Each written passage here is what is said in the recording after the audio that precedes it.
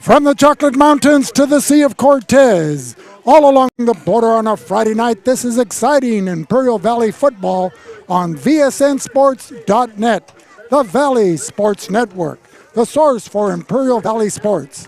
For John Moreno, this is Vic Carrillo at Shimamoto Simpson Stadium here in the beautiful city of Imperial on the outskirts, facing the western sky as the Imperial Tigers host the visiting Jaguars from Valley Center.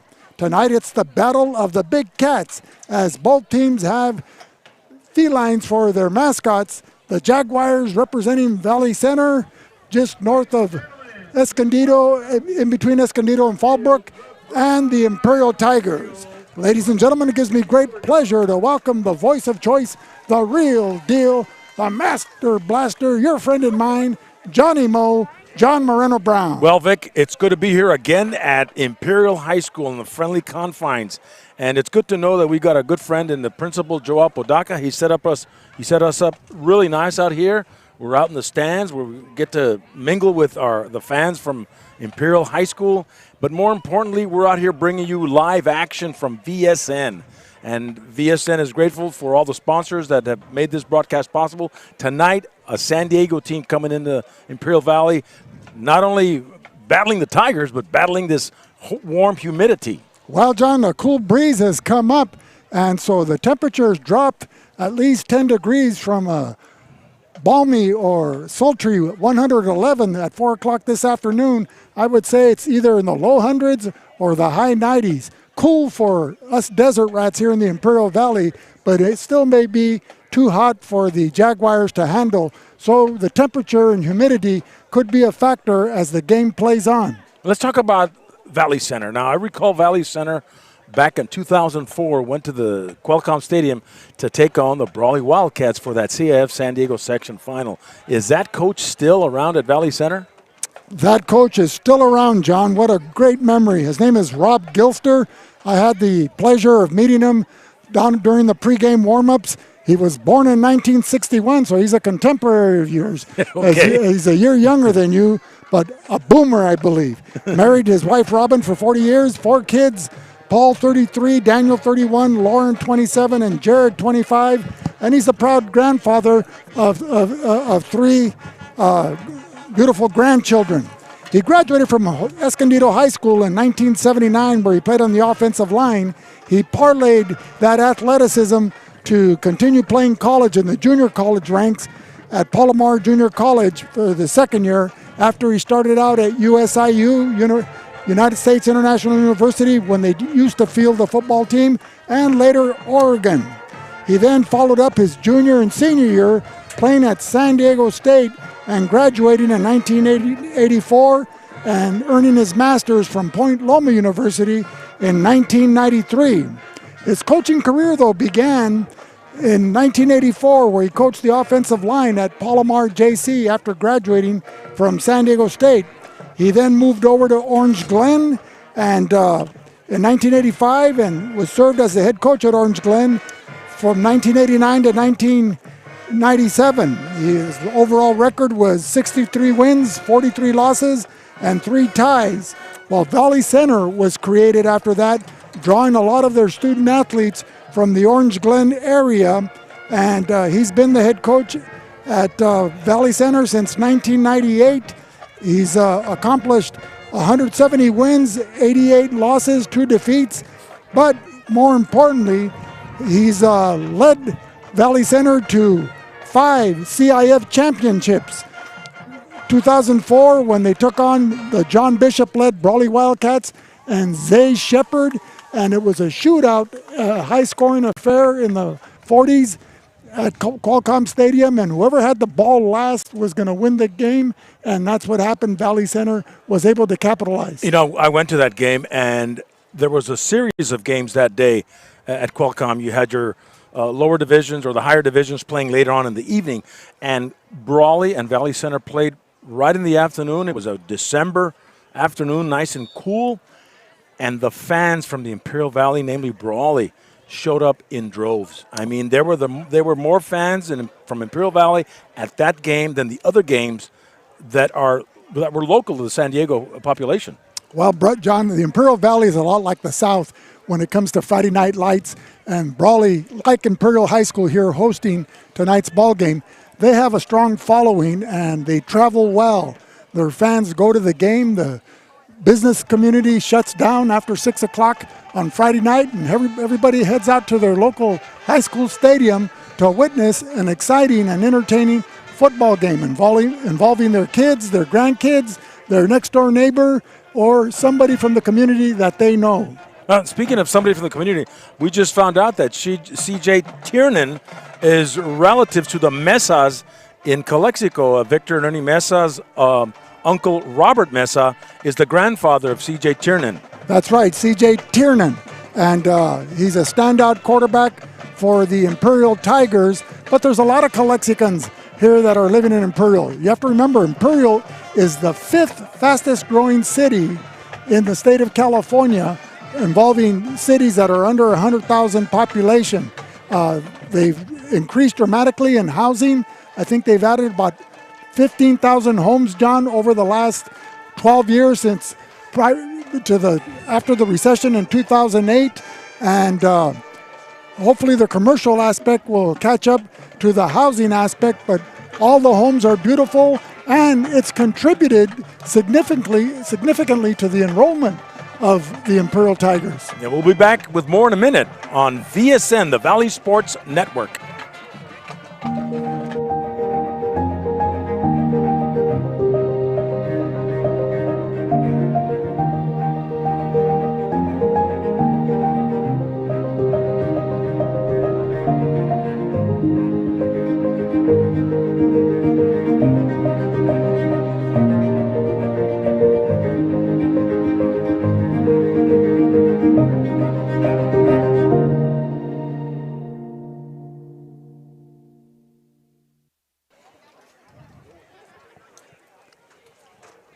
So welcome back, ladies and gentlemen, to Shimamoto Simpson Field as the Imperial Tigers hosting the Valley Center Jaguars in the Battle of the Big Cats here on a beautiful night for high school football. We welcome back the voice of choice, John Moreno-Brown. So tonight, the keys to the game for Imperial. We've been here. This is our second week in a row broadcasting the Imperial Tigers. We did their kickoff classic back in August.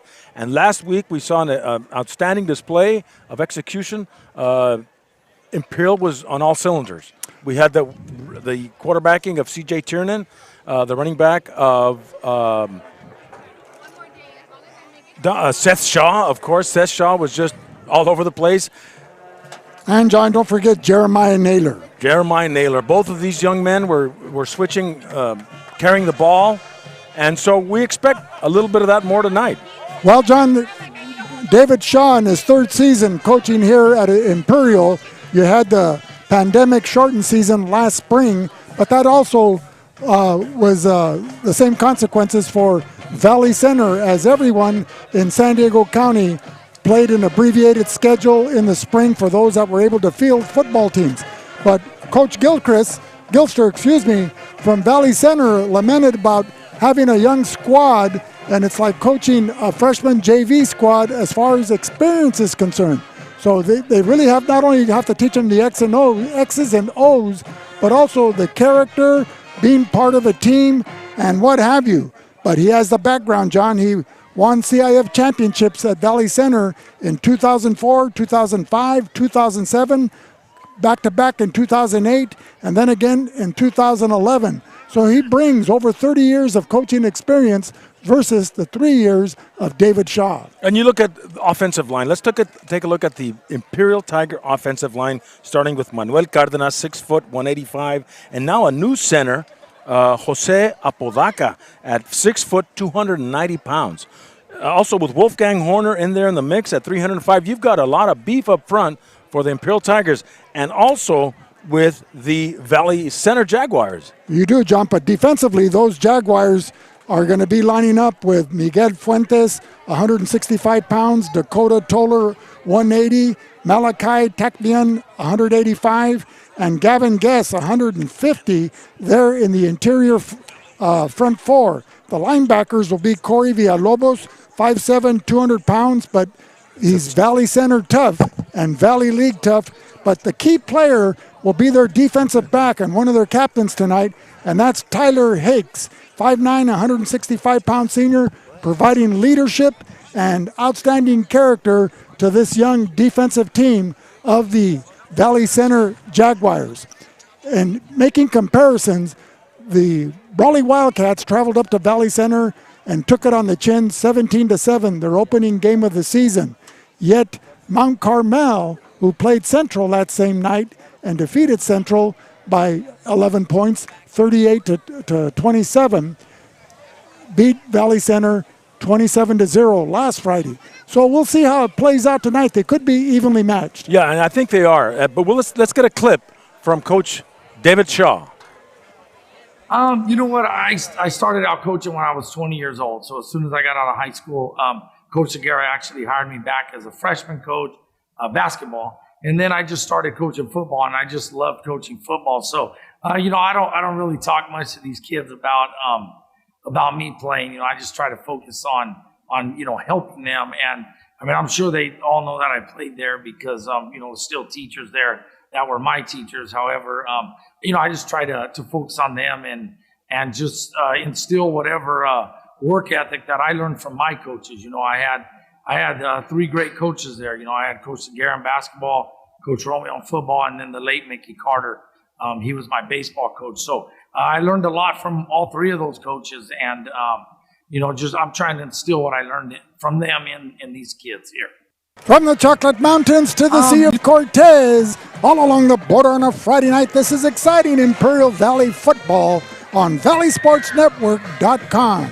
The Valley source for high school football. We'd like to welcome our viewing audience from San Diego County, in particular Valley Center, and those that are watching globally, internationally, nationally, and locally as we highlight high school sports with football, with the Imperial Tigers hosting the visiting Valley Center Jaguars. And this is going to be an exciting contest for both teams. We know that Valley Center is well disciplined. They play some good football, and Imperial Tiger here ranked, I believe, third in the overall rankings for VSN. Well, John, it's always appreciated when a San Diego school will journey to the east to Imperial County to play one of the local high schools, as the preseason is very important in getting to the ratings and rankings for eventual CIF playoffs at the end of the season in November. Absolutely, and see, their strength of schedule is very contingent on the San Diego teams they play. We'll now pause as we get ready for the national anthem honoring our country by the outstanding Imperial High School Band.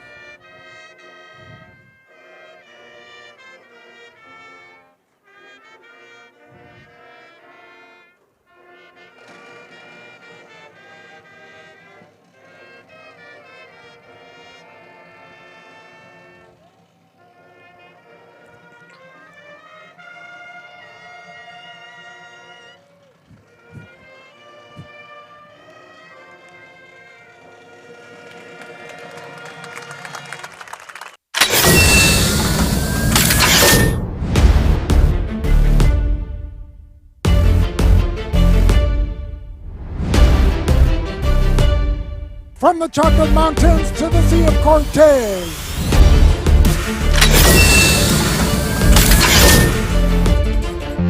Out of the gun, looking over the middle, way deep. Pass is caught by number 21. Touchdown.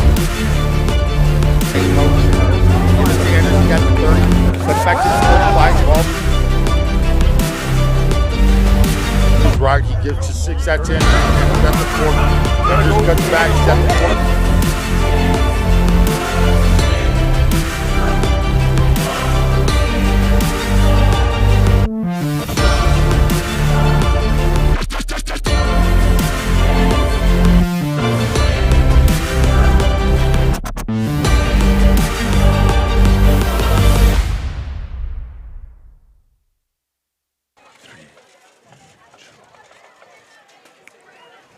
So welcome back, ladies and gentlemen, to VSN Valley Sports Network, the source for Imperial Valley Sports and Bulldog Media 2021, as we welcome back our viewing audience to an exciting football game involving the Imperial Tigers and the visiting Valley Center Jaguars. Tonight's referees from the Imperial Valley Football Officials Association is J.J. Jackson. He'll be wearing the white hat tonight.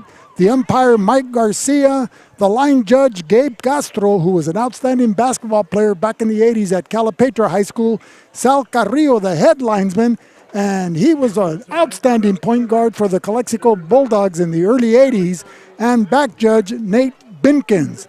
But if you want to play basketball, John, I'd put my money on J.J. Jackson, who was a junior college All-American at Imperial Valley College, and then later went on to play at the University of Alaska in Anchorage. So if we were to play basketball tonight, I think the referees would be have the betting odds favorite. And JJ is now the white hat, if you haven't mentioned it already.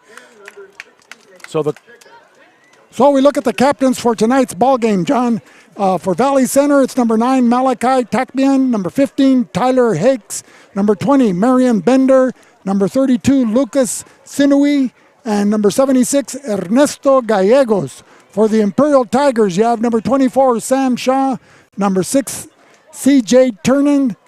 Number 4, Alejandro, but he likes to go by Ali Perez. And number 58, Andres Gastelum, who's also getting a start tonight on the offensive line. Well, the coin has been tossed, and the Jaguars will defer, and they'll return it in the second half. So the returning team tonight will be the Imperial Tigers as we start this football game. Well, the kicking specialist for the Jaguars will be number 21, Jeremiah Sinui. He's the younger cousin, or he's the cousin of their lead running back, Lucas Sinui, who would be wearing jersey number 32 tonight. So let's talk a little bit about the offensive starters for the hosting Imperial Tigers. At quarterback, you're going to have number 6, Christian Tiernan, a 6', 175-pound junior. At running back, you'll have Seth Shaw, 5'7", 160. He'll be wearing jersey number 24. Wearing jersey number 23 will be Jeremiah Naylor. He will be in the backfield in spot duty, but also you have to watch out for number 25, Dominic Suarez, who right now is standing inside his 10-yard line for the kickoff return, but an outstanding receiver, caught 3 passes last week in their victory over Cibola. Rounding out the skill set will be Alejandro Perez, number 4, and Zach Ray. So we're getting set for the Jeremiah Sinui kickoff.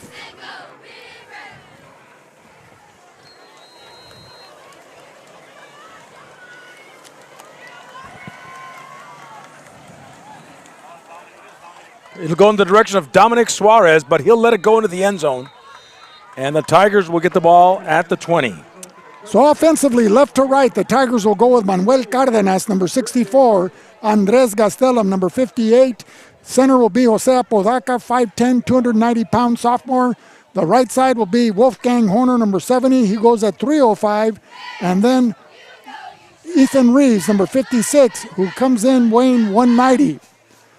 So the Tigers, under the direction of quarterback Christian Tiernan, John, an outstanding junior, will start the game here as the kick went into the end zone, and the Tigers will be starting out at their own 20-yard line.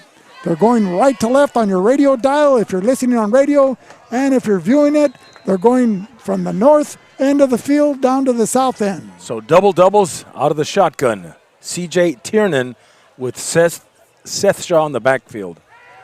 Takes the snap, rolling out this way, and decides to keep and go out of bounds at around the 27.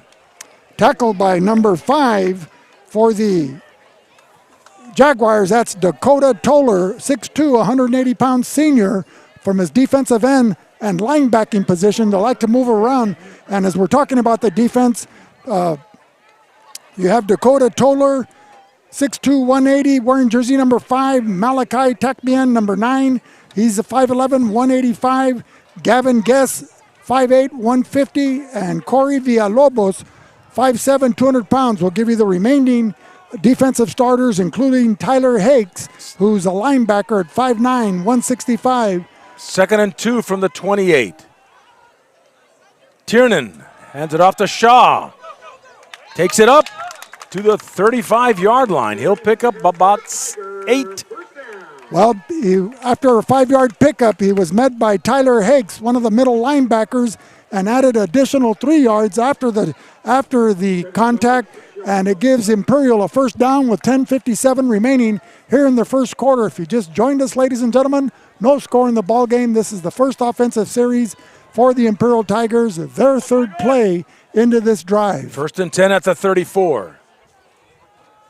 C.J. Tiernan looking, getting pressure, now rolls out this way, shoots it underneath, and that's number 25, Dominic Suarez, picks up 9, maybe a first down. They might move those chains, Vic. Well, they will move those chains. He was brought down immediately by linebacker number 6, Francisco Lucas, who goes at 5'9", 170 pounds. He's a senior, along with number 5, so Dakota Toller. A first down for the Tigers at the 44 with C.J. Tiernan and 3 receivers on the right. Seth Shaw once again up the middle. Just pounding his way up the middle, Vic. Picks up 4. So that was number 15, Tyler Hakes, along with number 33 for the... So the Tigers now faced with a 2nd and 6 as they inch their way close to midfield.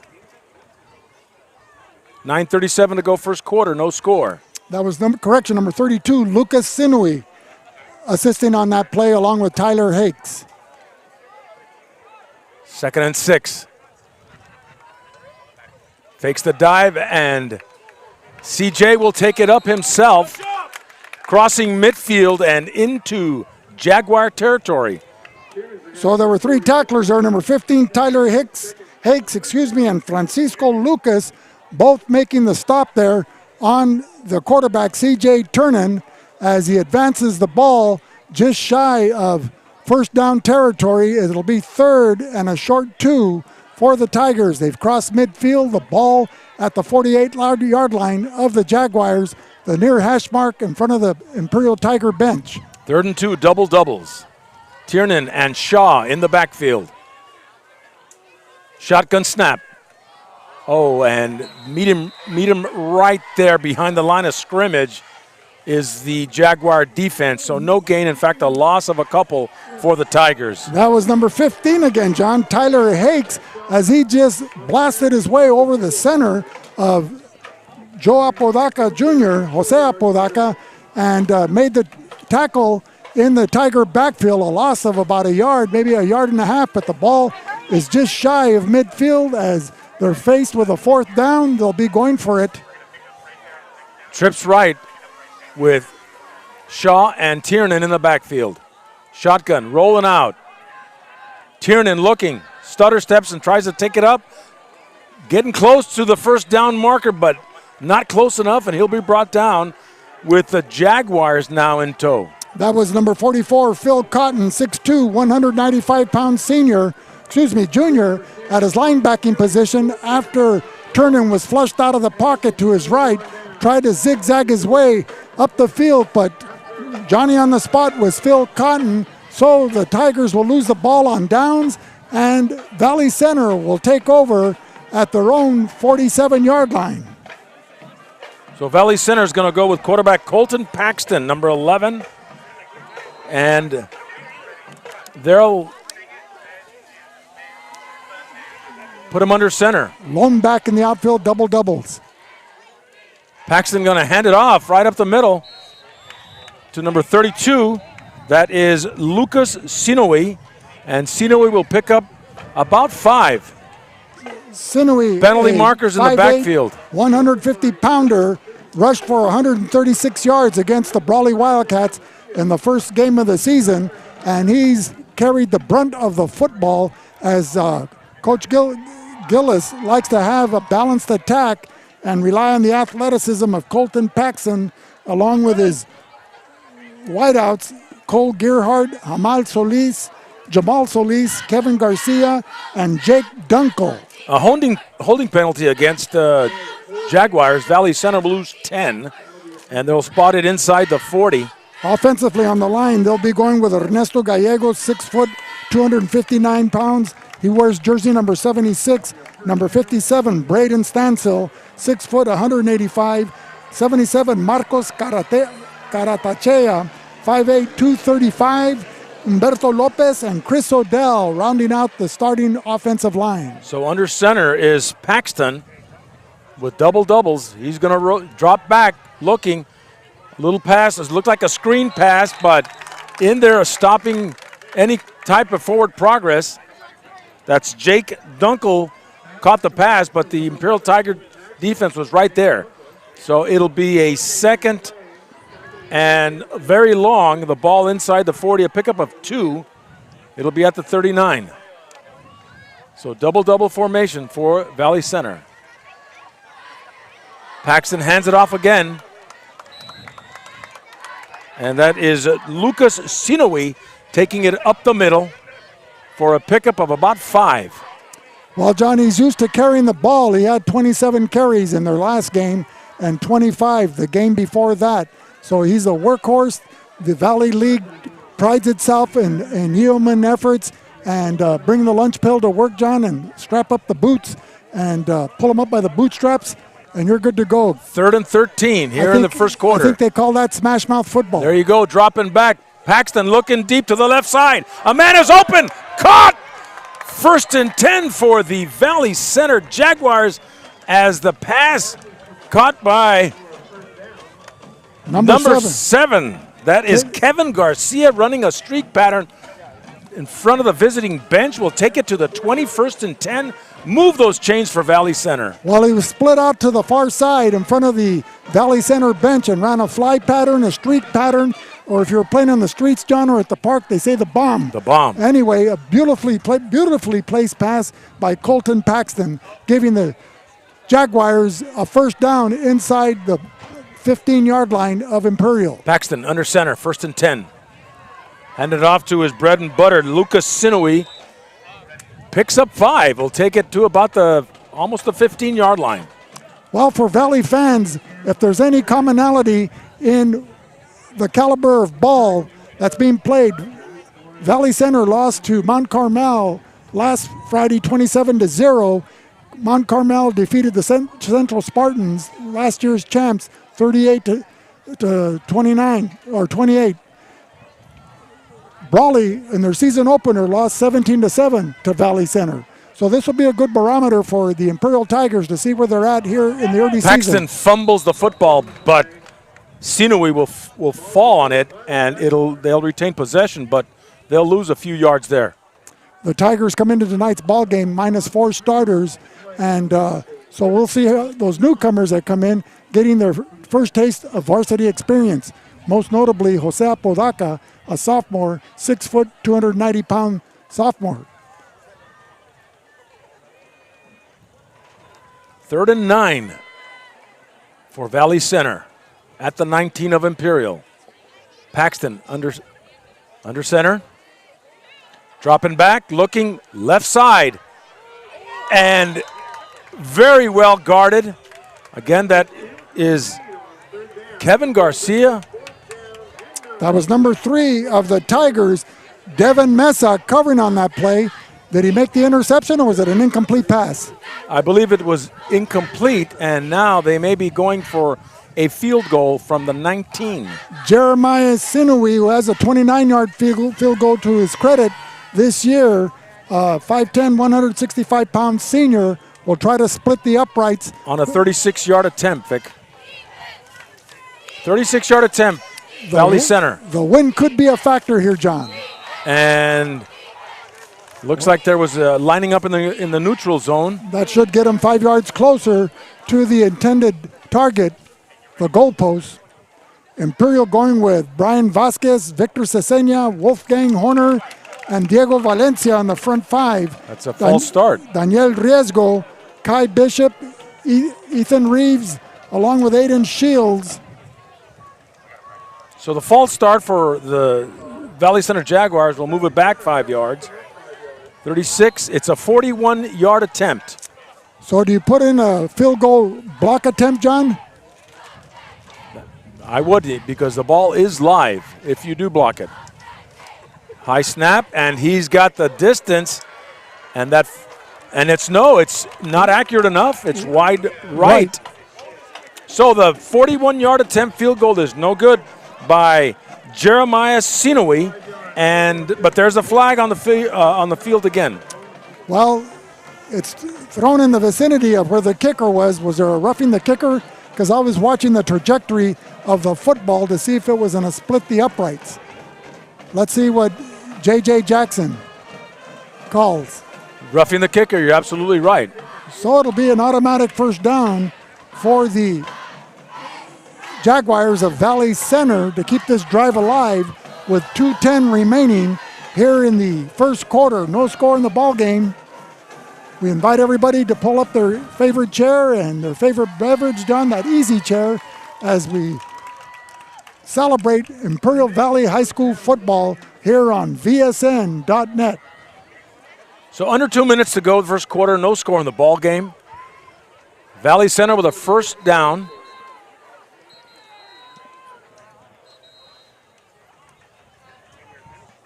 And they're stopping the clock. Burgers and Beer. For the best burgers in town, it's Burgers and Beer at 260 North Imperial Avenue. In El Centro, open 7 days a week and serving breakfast, lunch, and dinner. Burgers and Beer is the place to watch the big game. Great food and great service. That's Burgers and Beer. By Ivy Welding and Mechanical, industrial welding contractor for all your heavy metal needs. Ivy Welding incorporates welding techniques to build high-quality systems that exceed client expectations. Call Fred Baeza at 760-482-WELD, 482-WELD. That's Ivy Welding and Mechanical.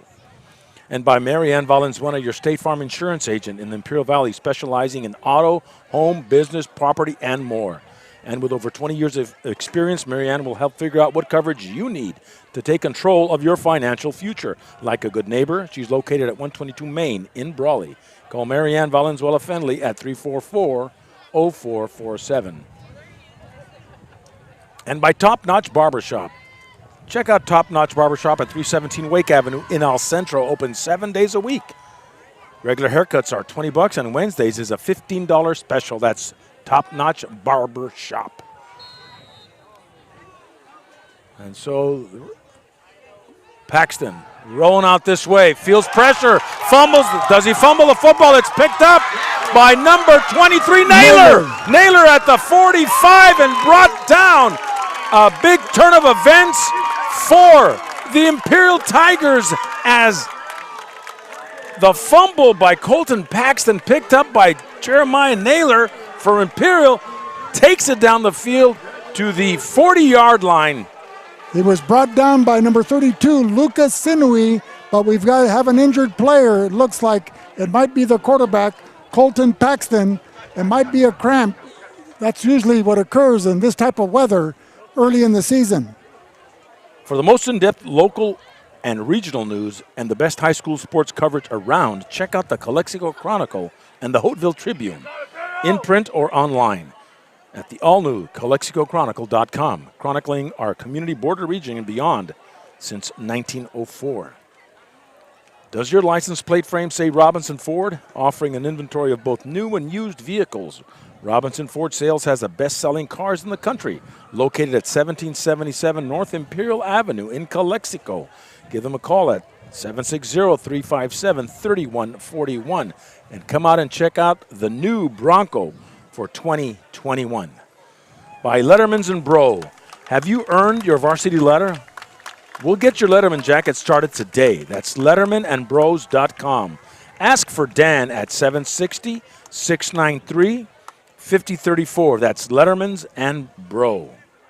So welcome back, ladies and gentlemen, as the shaken up Jaguar is number 11, their starting quarterback, Colton Paxton, as the Tigers will take over after that fumble on that passing attempt and the return by Jeremiah Naylor inside the 50-yard line to the 46, where the Tigers will take over. Make it the 41-yard line. We can't see where the midfield marker is because of the Imperial bench, but trust me, it's the 41. It's at the 41. C.J. Tiernan with trips to the right.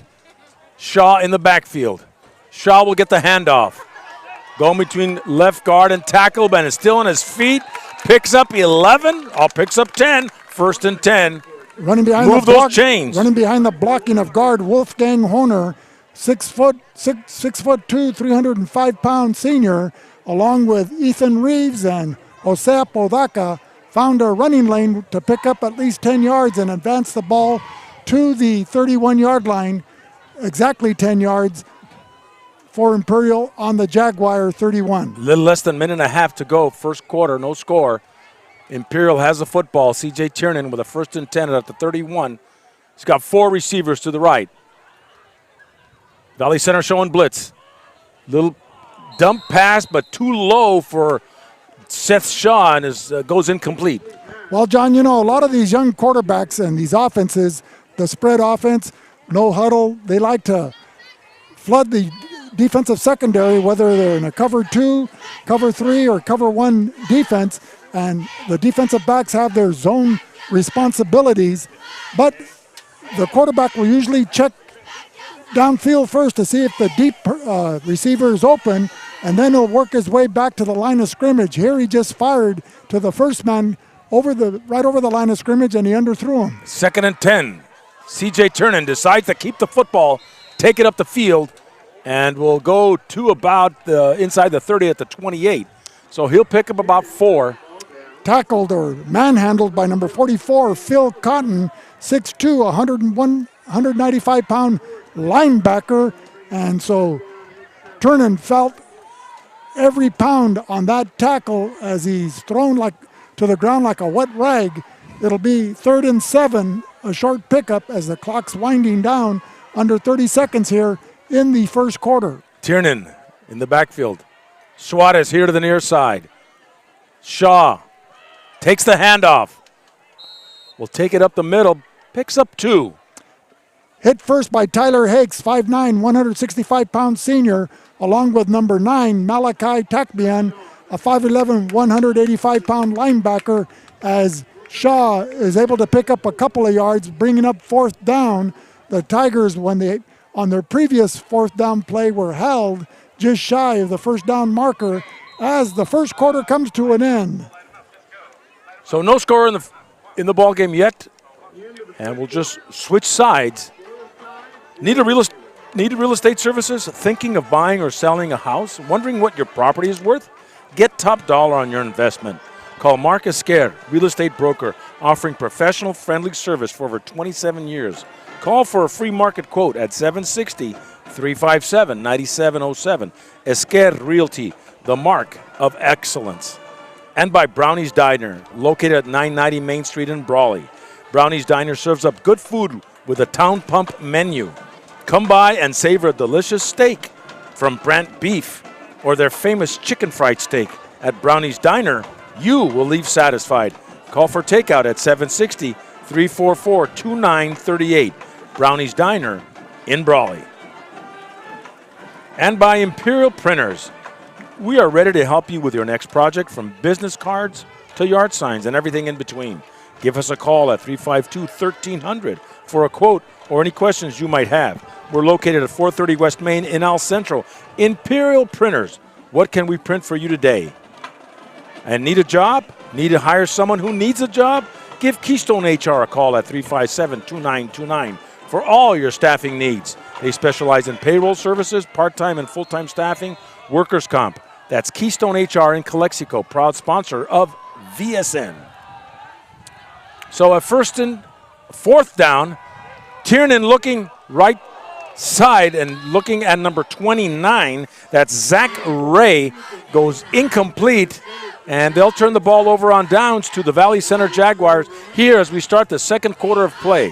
That was number 2 covering on the play there in the right flat.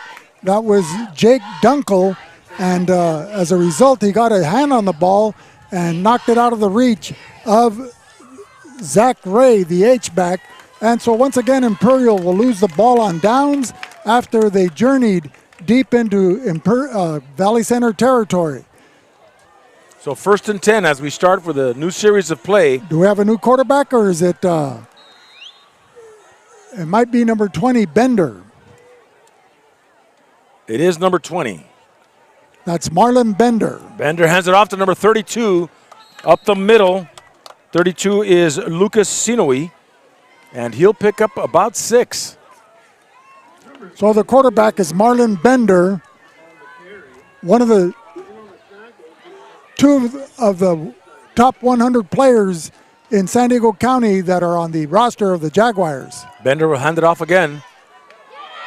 And this time coming this way, all the way down the near sideline, is number 32. Sinoe will take it into the end zone. Touchdown, Valley Center. From the 27-yard line, 63 yards, he scampered off the left side behind the blocking of Ernesto Gallegos and Braden Stansel. And once he got to the outside, John, he put on the afterburners, and it was a foot race from the last 50 yards, and he had a couple of steps on the secondary of the Imperial Tigers. And at 11:17 here in the second quarter, Valley Center draws first blood, taking an early 6-0 lead. As we get set for the point after. Breaking a couple of tackles on his way, that was Lucas Sinoe for the touchdown. Now his cousin, Jeremiah Sinoe. For the point after is good, and so with 11:17 to go, second quarter, Valley Center scores first, 7-0. Tonight's ball game is being brought to you by The Dom Team Real Estate Company serves the entire Imperial Valley with a full array of services, limited not only to residential, but including farmland, commercial and industrial ground.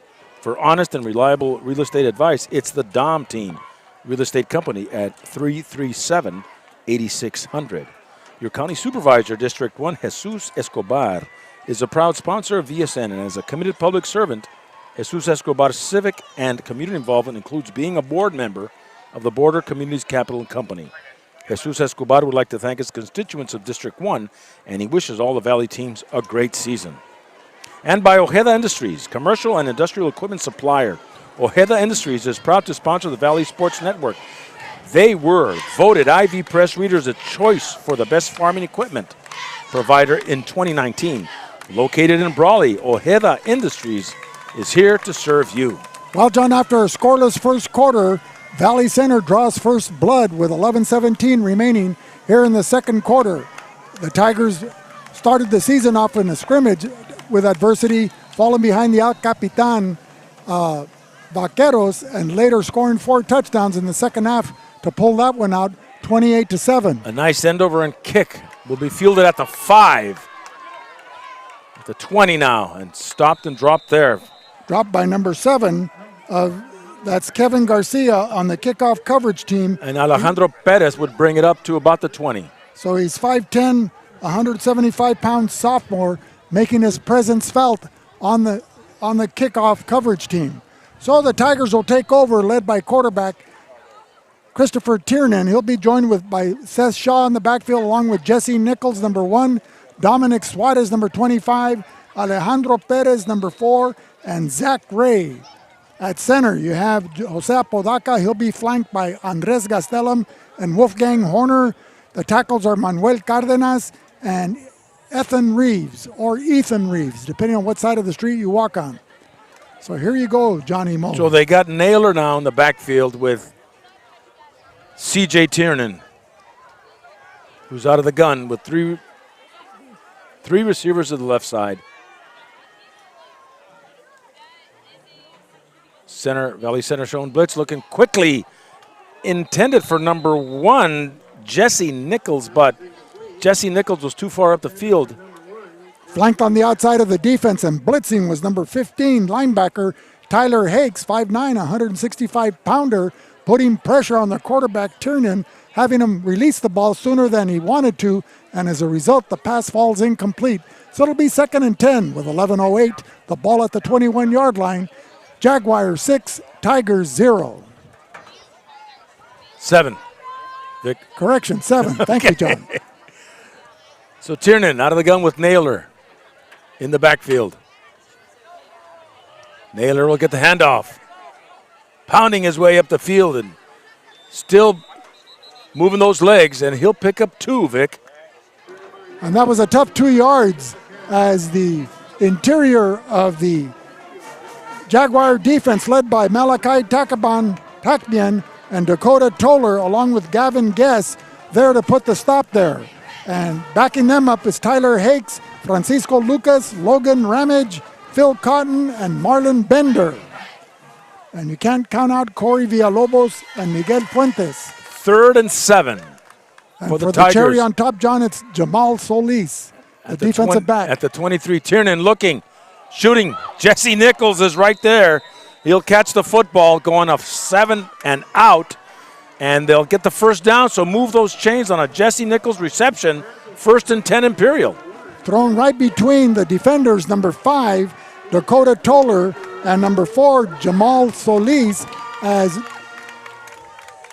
C.J. Tiernan put it only where his receiver could catch the ball. As we see Gabe Lopez coming up to watch the game, his daughter's in the color guard, and we're always happy to see Imperial alumni and former Bellington teachers. 1st and 10 for the Tigers. Ball at the 34. Tiernan will take the snap and keeps it up as he's getting pounded on the way up and brought down hard behind the line of scrimmage, but they'll give him that forward progress, which is 3 yards up from the line of scrimmage. And that was number 6, Francisco Lucas, 5'9", 175-pound senior, playing the linebacking position that once he had his clutches on the running back, he wouldn't let go. Correction, that was Gabe Flores Rowena walking in front of us. 2nd and 7 from the 37. Naylor in the backfield with C.J. Tiernan. Nichols split to the near side. 3 receivers left side. Valley Center showing blitz. Naylor breaks away, but still brought down behind the line of scrimmage, losing 3 yards. That was Malachi Takbian, 185-pound, 5'11" in height, there to make the stop as he penetrated through the offensive line of the Tigers to make that tackle. Once again, the Tigers faced with a 4th and 10. They're without the services of Ethan Gonzalez, their kicker and punter.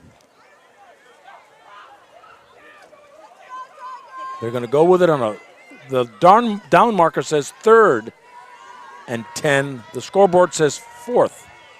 Well, I stand to be corrected if correction is necessary. Okay, because they'd be obviously punting. So C.J. Tiernan will take the shotgun snap, lobs it over to intended for number 4. That's Alejandro Perez. Goes incomplete. And covering on the play was Malachi Takbian, number 9. So now they're faced with a 4th and 10. It looks like the punting unit is coming in. Dropping back to receive at his 32-yard line is number 2, Jake Dunkel. His longest punt return was 38 yards in the opening game of the season against the Brawley Wildcats, a game that the Jaguars won 17-7. So low snap, but he'll get the punt off anyway. Dunkel will pick it up inside the 40 and proceed to about the 49. So he'll bring up 10 yards on that punt return, and the Valley Center Jaguars will take over. Brought down by number 20, Tiger Ochoa, appropriately named Tiger for the Imperial Tigers. So the Jaguars will take over inside Imperial territories. So, John, what's your analysis thus far? Well, it's been a defensive struggle at this point. We've seen shades of greatness from the Valley Center Jaguars on that run that took them all the way into the end zone. But Imperial needs to get a rhythm going. Well, they had one, John. They've been moving the ball between the 20s, but that doesn't get you any points. So a penalty is moving the ball back to the Imperial 49. We'll await the call from from J.J. Jackson, wearing the white hat tonight.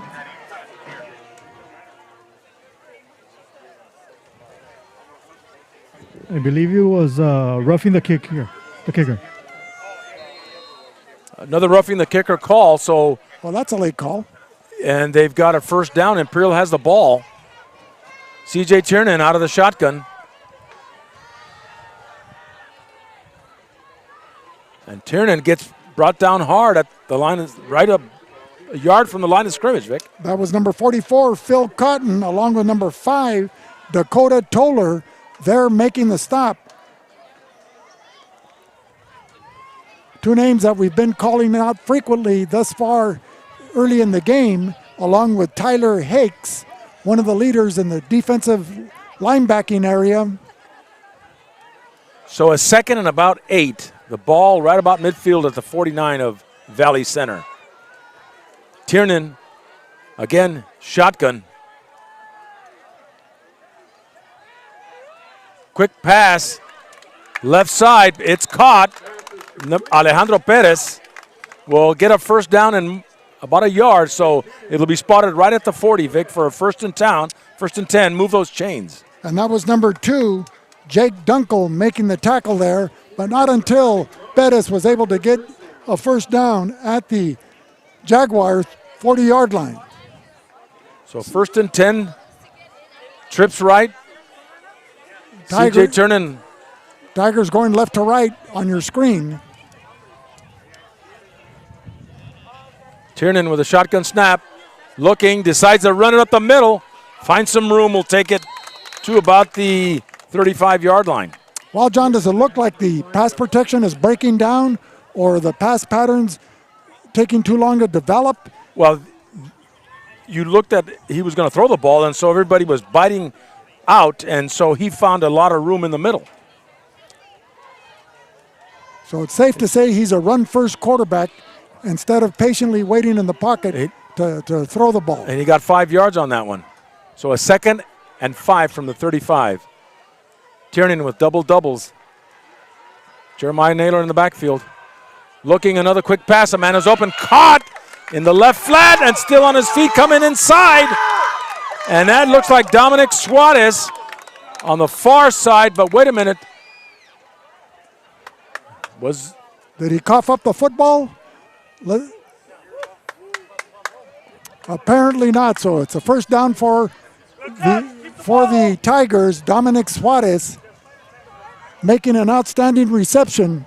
And so that penalty on roughing the kicker gave Imperial this much-needed momentum to get inside it gave the 20 in the red zone. It gave them new life, John, and Lady Mo is on their side. Lady Momentum.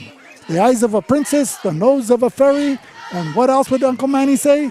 The lips of a goddess. Boy, John. We've got first and 10. CJ. You paid attention to your lessons. Naylor gets hit hard, and they're keying on him on that defensive side of the line. Well, Naylor got nailed on that play there by number 4, Jamal Solis. So a loss of 2.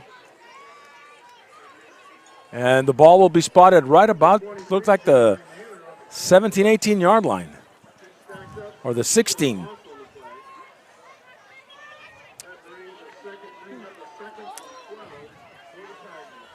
You know, we'll see the lack of an experienced kicking game, how that would affect the Tigers here if they're not able to get a first down or punch the ball into the end zone. Tiernan, second and 12. Looking, left side.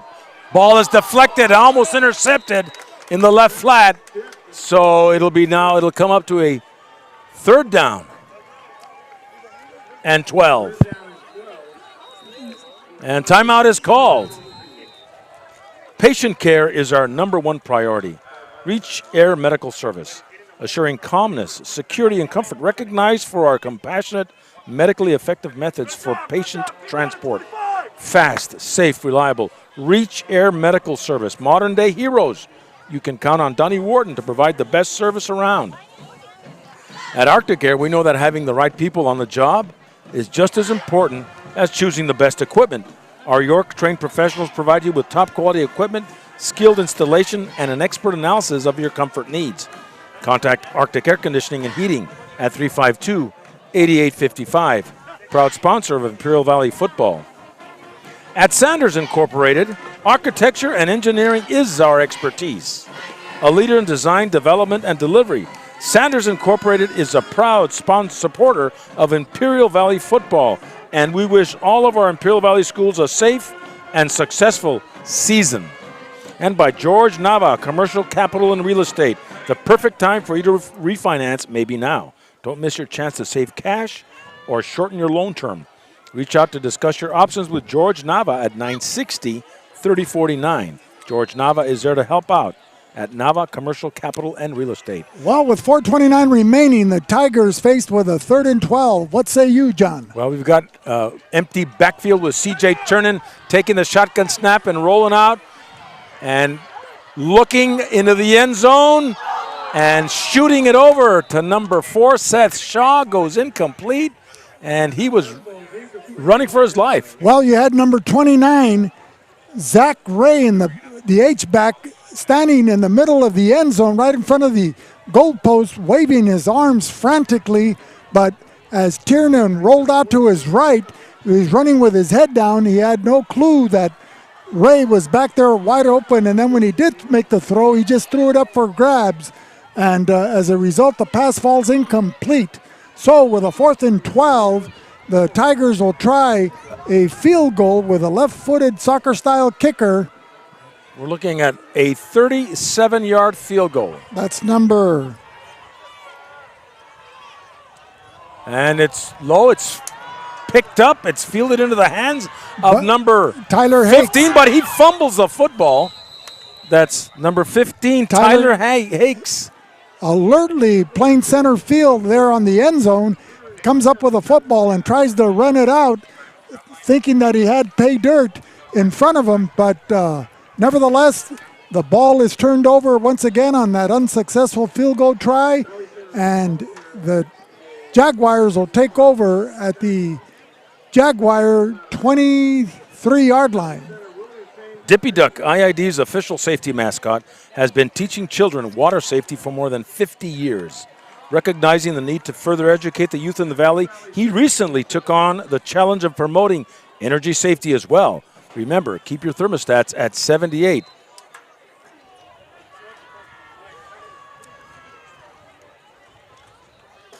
So they're still going with Marlon Bender at quarterback. And number 20, that's Bender. Bender will keep the football, go right side, and he'll pick up 8. So a good pickup for Marlon Bender at the quarterback position for Valley Center. Bring up a 2nd and 1. Picks up 9. So Bender in for the injured Colton Paxton. And a handoff to number 32, Lucas Sinoe, but nowhere to go as the defensive line of Imperial just puts it to him in a loss of about 4-5. That was number 58, Andres Gastelum, 5'10", 180-pound junior in the backfield of the Jaguars, dropping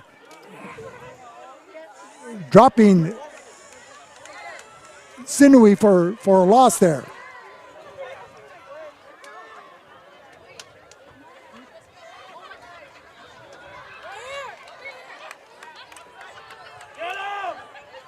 So a rollout pass caught by number 2, Jake Dunkel.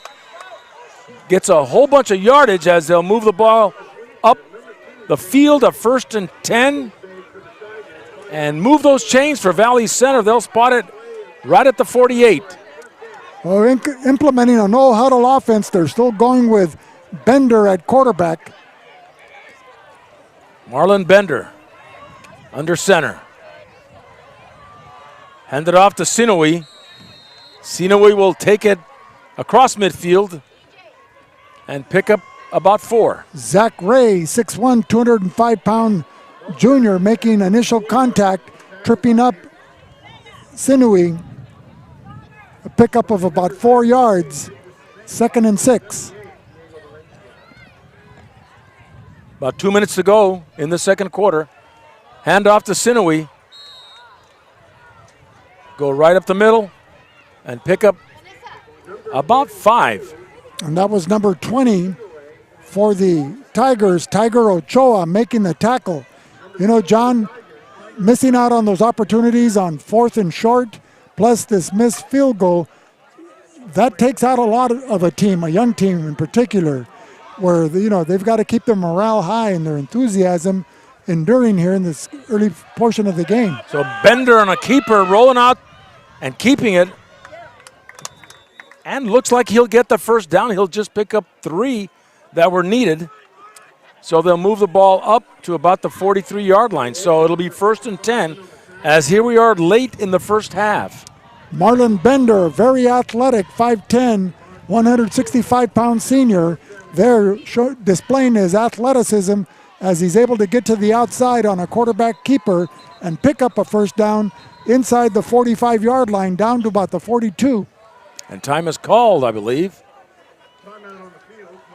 Johnny's Burritos is a family-run business established in 1963 by Johnny Palomino and his wife Ana Maria Palomino. An Imperial Valley tradition close to 60 years. Eat what you love at Johnny's Burritos, located in Brawley, El Centro, and Imperial. Open Monday through Saturday. Johnny's Burritos. Havens & Sons Trucking is located at 603 East Main in El Centro and specialized in gravel, rock, and stone. And for all your landscaping materials and needs, it's Havens Landscaping. Let us know what you need for your next project.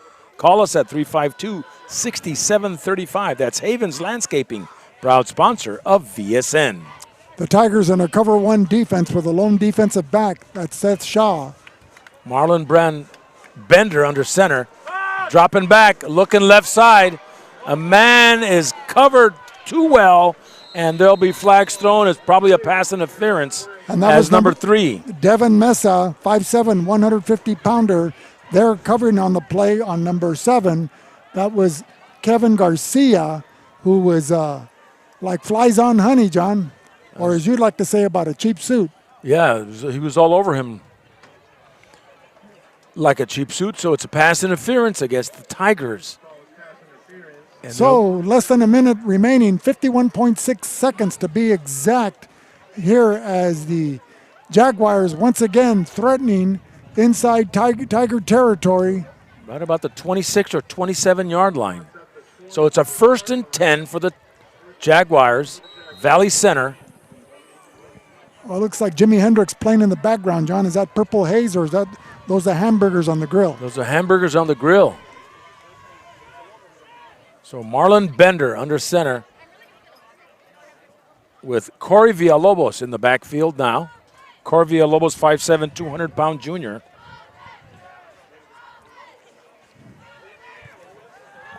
Bender rolling out. Will keep. Left side. And he'll go into about the 25. But wait a minute, we've got the clock stopping. Well, he was tripped up by Tiger Ochoa, number 20, but still able to pick up a couple of additional yards there to take the ball deeper into Imperial territory as the ball now at the 20-yard line of Imperial, it seems like. Right. And I say that, John, because now they're within field goal range of kicker number 21, Jeremiah Sinui. He has a 29-yard field goal to his credit already this season. Fred Miramontes, Undersheriff, reminds you that you can start a neighborhood watch program in your rural area. The Sheriff's Department Crime Prevention Unit can assist you by meeting with you and your neighbors. Call 442-265-2000 for more information. Support your neighborhood watch volunteers.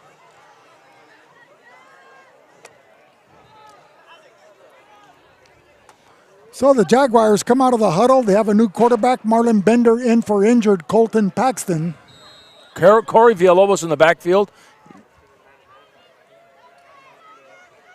Bender dropping back, looking right side. A man is open, has to come back and pick it.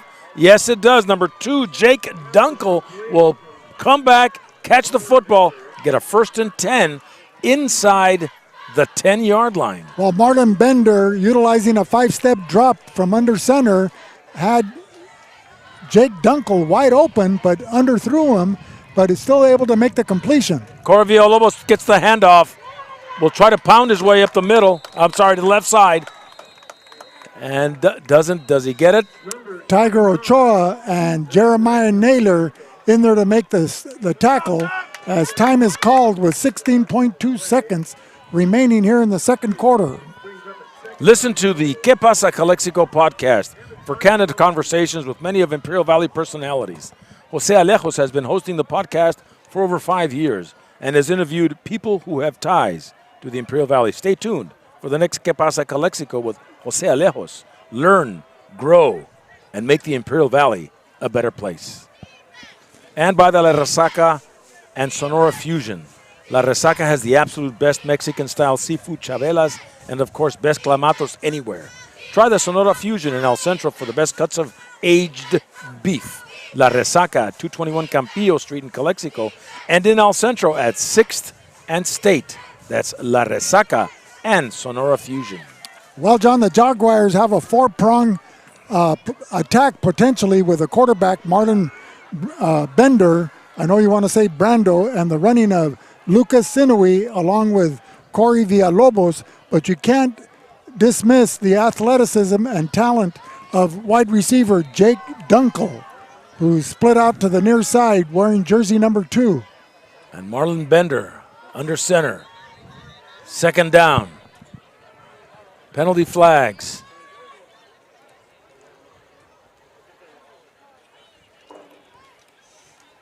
And he's talking to Corey Villalobos.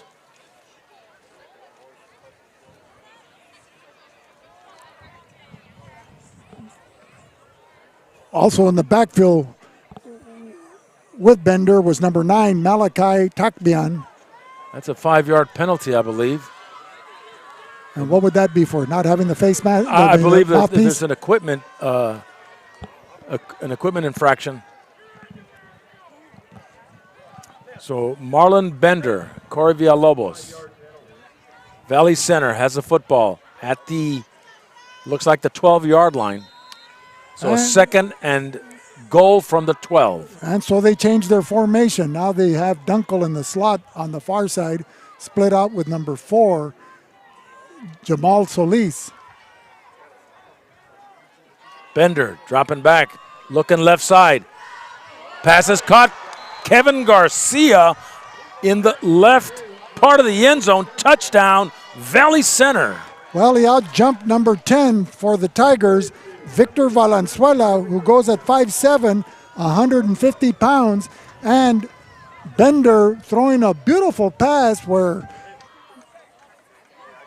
Garcia went up the ladder. He goes at 5'10", 170 pounds, very athletic and able to pull in that pass there as we get set for a Jeremiah Sinui place kick. The snap, the set, and it's very good. Good form. 14-0. Good height, good depth. John, that was a college-style kick there. It was. It was just perfect. It's like they practice it every day. So with 12.9 seconds remaining in the second quarter, the Jaguars jump out to an early 14-0 lead over the hosting Tigers of Imperial. So we welcome back John Moreno. Well, Vic, the Tigers need to get into the locker room at halftime and go over some of their assignments. They've got a well-coached Valley Center team coming in and moving the football.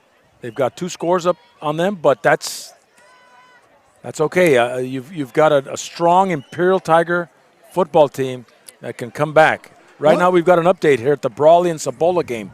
Brawley 21, Cibola 0. Well, John, to give credit where credit's due, the David Shaw-led Imperial Tigers are also well coached, and it's just a matter of the battle between the skill sets of the receivers of the Jaguars and the defenders of the Tigers, where they just happen to win out on this play.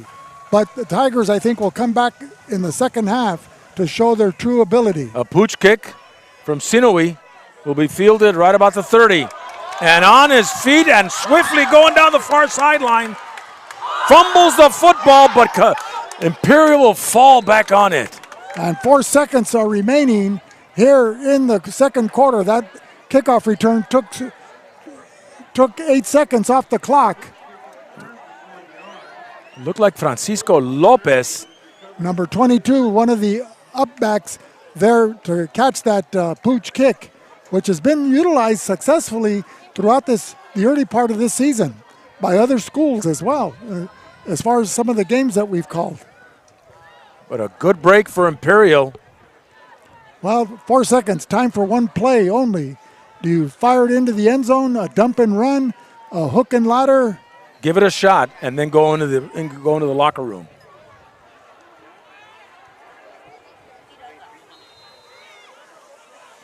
Imperial will spread the offense with Naylor in the backfield. 3 receivers to the near side.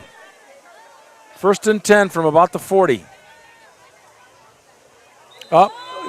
Looks like a defensive infraction. That was number 6 for the Jaguars, Francisco Lucas. Lining up in the neutral zone, so it's a 1st and 5. So they'll be 5 yards closer. The ball now at the 35-yard line of the Jaguars. And time is called, so David Shaw wants to talk this over to make sure everybody's on the same page. That's right, and Imperial can do something with this situation here. A 1st and 10 from the 35. Well, one thing you don't want to do is you don't want to give the ball over, a turnover, where they can return it back for 6 points. And that would be like the nail in the coffin, John, for the Tigers as far as momentum, morale, and for this young team. So they're going to talk it over. They may go conservative and just take a knee, or they may throw it where nobody can catch it, but maybe the Imperial band standing outside the end zone of the northern goal. We'd like to remind everyone to stay tuned for the halftime, as we're having Mickey Dale, longtime announcer for the Imperial Tigers as an affiliate for KXO Radio FM, will be our halftime guest if he's able to get away from his announcing duties up in the press box. And Brawley just scored again, so it's 28-0 in the second quarter over Cibola. Do we have any scores involving the Hopeville Vikings? I'm trying to get some of those. Tiernan takes the snap, looking. Jesse Nichols, little hook and ladder, and we'll probably not get much after that, but a good try for the Imperial Tigers as they go into the locker room at halftime with a score. Valley Center 14, Imperial Tigers 0. And that was Tyler Hakes, number 15, 5'9", 165-pound linebacker, alertly covering on that play and able to make the half-ending tackle. So after 2 quarters of play, the Jaguars 14, the Tigers 0. Reducing energy use during the summer is more important than ever. This summer, IID encourages you to do your part by setting your thermostat to 78 degrees or higher, avoiding the use of large appliances between 4 and 9 p.m., and turning off all unnecessary lighting. But there's more. IID provides a number of summer energy-saving opportunities to help you make the most of your energy savings efforts. Check out our tips and energy saving guides at IID.com. Let's work together to stay cool and save energy this summer.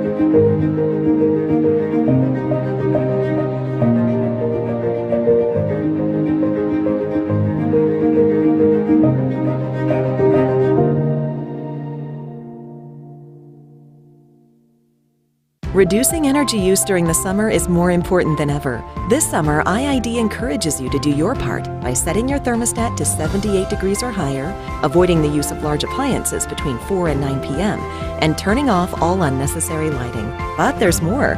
IID provides a number of summer energy-saving opportunities to help you make the most of your energy savings efforts. Check out our tips and energy saving guides at IID.com. Let's work together to stay cool and save energy this summer.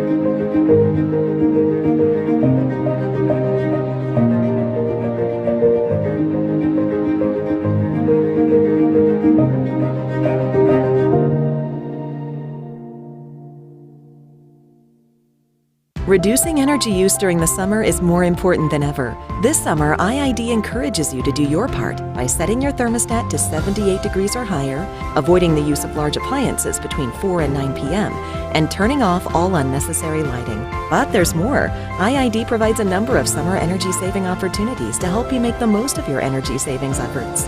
Check out our tips and energy saving guides at IID.com. Let's work together to stay cool and save energy this summer.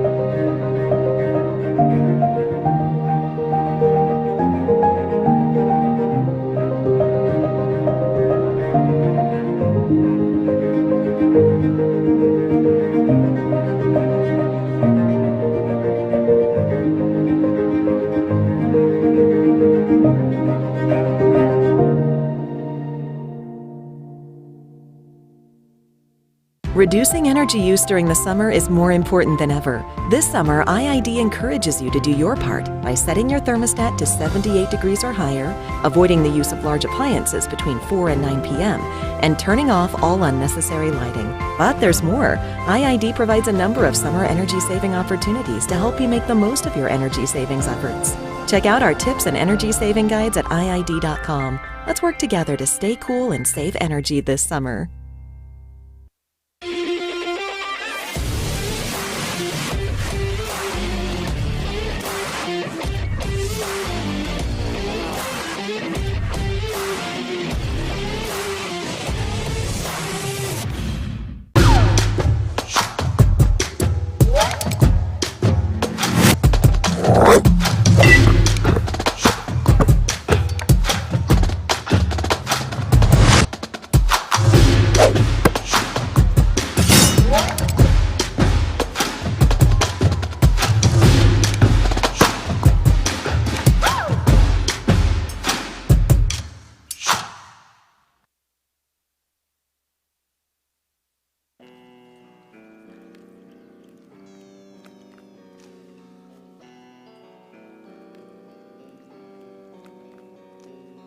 Silky Pete.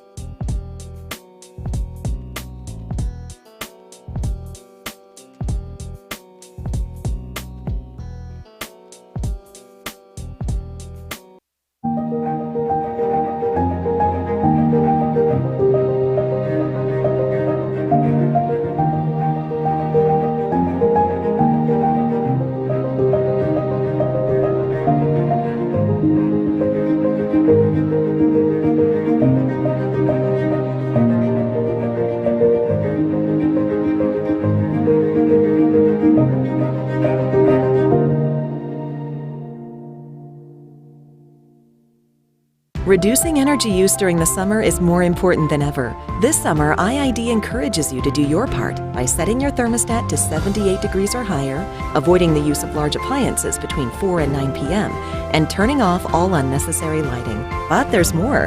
IID provides a number of summer energy-saving opportunities to help you make the most of your energy savings efforts. Check out our tips and energy saving guides at IID.com. Let's work together to stay cool and save energy this summer.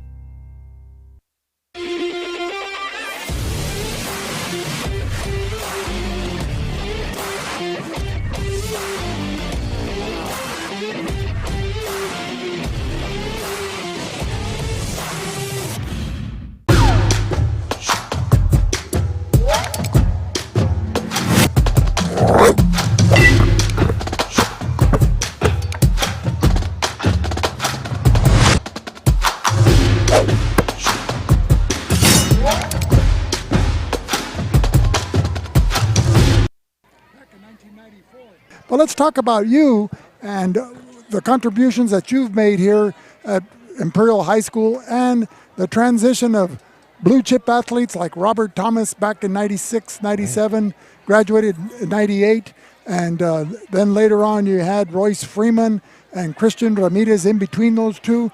Tell us, what was it like promoting those type of athletes, and do we see anyone on the horizon that would measure up to that level? I'm not sure on the horizon yet, because it's still early in the season. But when you look back at Christian Ramirez, what a talent he was. He's 6'2", 185 pounds. I remember one game here in Imperial, he took a punt, and the punt was deep. It was one of those where you let it go if it's here at the 10-yard line. He decided to go and get it and goes 90 yards for a touchdown. He was just incredible. And then scoring a touchdown when he's at UCLA against Stanford. And then watching Robert Thomas mature here at Imperial High School, then goes up to UCLA, becomes one of their top linebackers. I think he still has the record for most tackles behind the line of scrimmage in UCLA history. He came from right here in Imperial. And then Royce Freeman is just a once-in-a-lifetime athlete. My son and I were fortunate enough to watch every one of the games he played in high school. And my son was actually his math teacher his first year in high school as a freshman. And so we just watched him grow and grow and grow. And then I remember coming back from Yucca Valley, he ran for 5 touchdowns, and I think he had an interception return for a touchdown. And I told my son, I said, I've seen a lot of athletes in all the years I've watched games. I don't think I've ever seen one as good as him, and he's just a sophomore. We were just excited about that, and to watch him get the record, go on to the Broncos, now at Carolina. We hope he could do some good things there, and just a really nice young man, too, as well. You know, we didn't have a chance to broadcast any Imperial Tiger games when Robert Thomas was playing because Calexico was still in the southern section, and their southern section wasn't playing anyone from San Diego County at the time.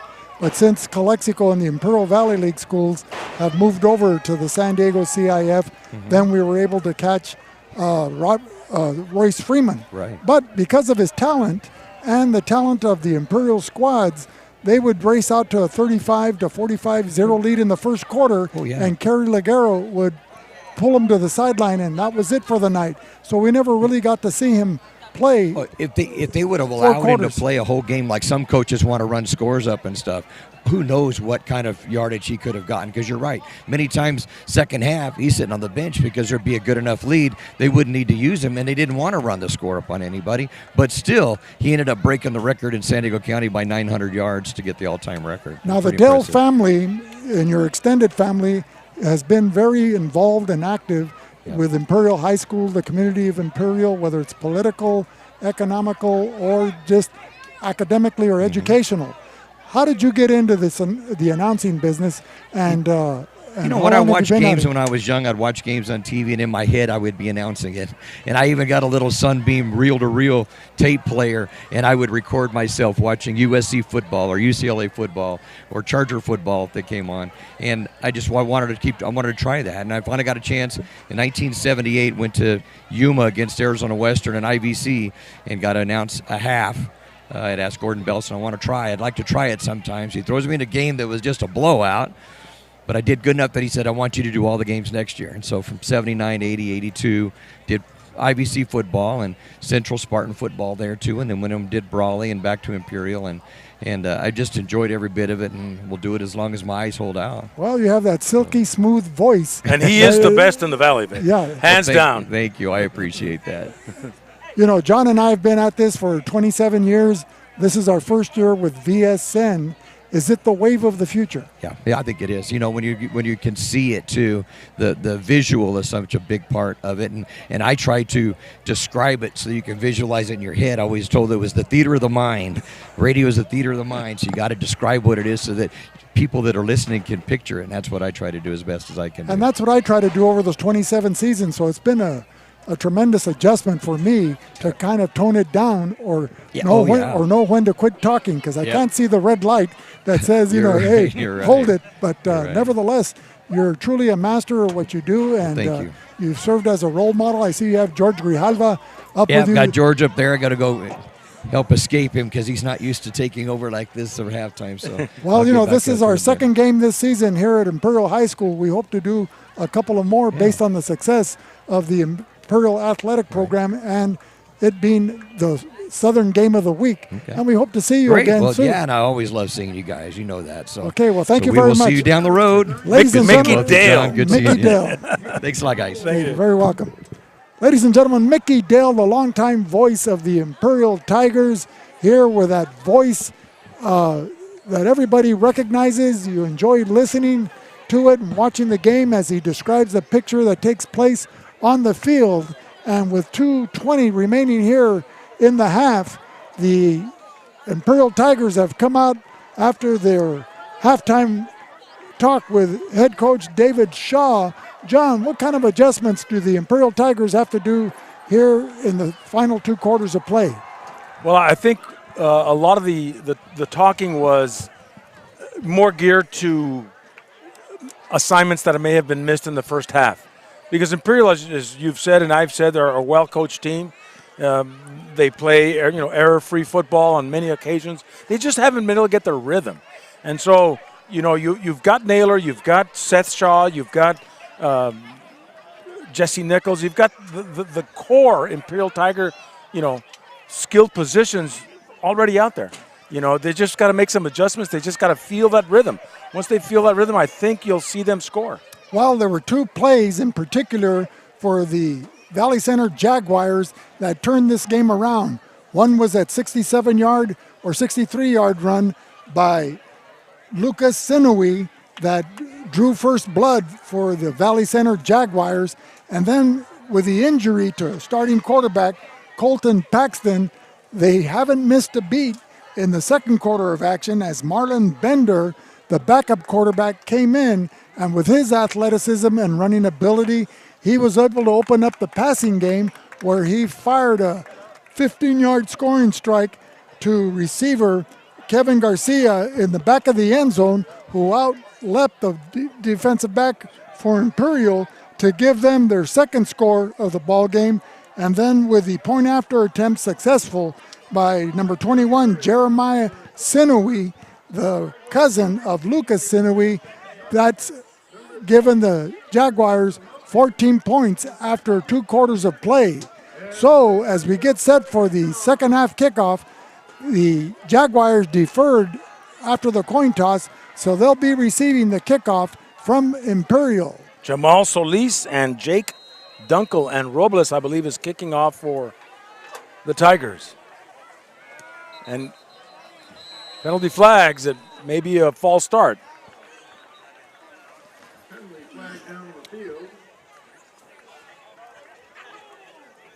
Well, we would like to welcome everybody back to VSN, Valley Sports Network, the source for Imperial Valley Sports in coordination with Bulldog Media 2021. We welcome everyone to Shimamoto Simpson Stadium as the play-by-play supreme, John Moreno, will be calling the action here in the second half. So the penalty will go against the kickoff team. It'll move back 5 yards. And the kickoff duties from Imperial. Well, with Number Ethan, 22. With Ethan Gonzalez Lopez out because of an injury, number 22 is Francisco Lopez. And it'll go to Jamal Solis, just taking it up the middle and lowering his shoulder as he gets to about the 40 and takes it up to the 45. Well, they formed a blocking wedge, John, there inside the 30-yard line, running up the middle of the field. It was shaped like a V as birds flying south, and they were going southbound here at Shimamoto Simpson Stadium as the field runs in a north-south direction. And a good return and positive yardage was gained, and the ball at the 44-yard line of the Jaguars. And it looks like quarterback Marlon Bender is still in it with three receivers here to the left side. Bender under center. Quarterback draw doesn't fool anybody. And number 23, Jeremiah Naylor, there to make the stop.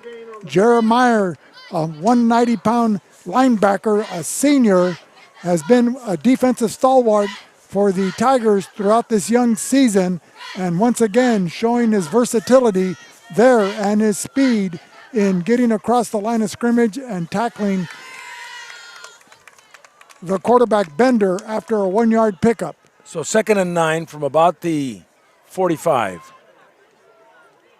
Bender, handoff, 32, Lucas Sinui, left side, picks up about 4.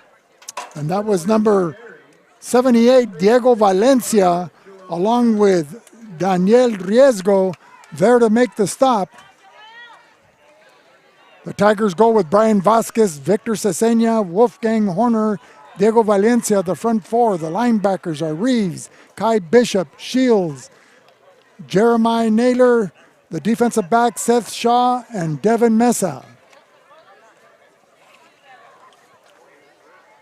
3rd and 7 from the 48. Bender under center. Fakes the dive, rolling out, play action, looking for number 45. That is Cole Gerhardt, 6', 160 senior, and it'll be incomplete with the Valley Center getting set to punt. Well, Bender was flushed out of the pocket by linebacker Kai Bishop, who was rushing the quarterback there, and as a result, the pass falls incomplete as number 21, Jeremiah Sinewy comes in standing at his own 34-yard line, awaiting the snap from center.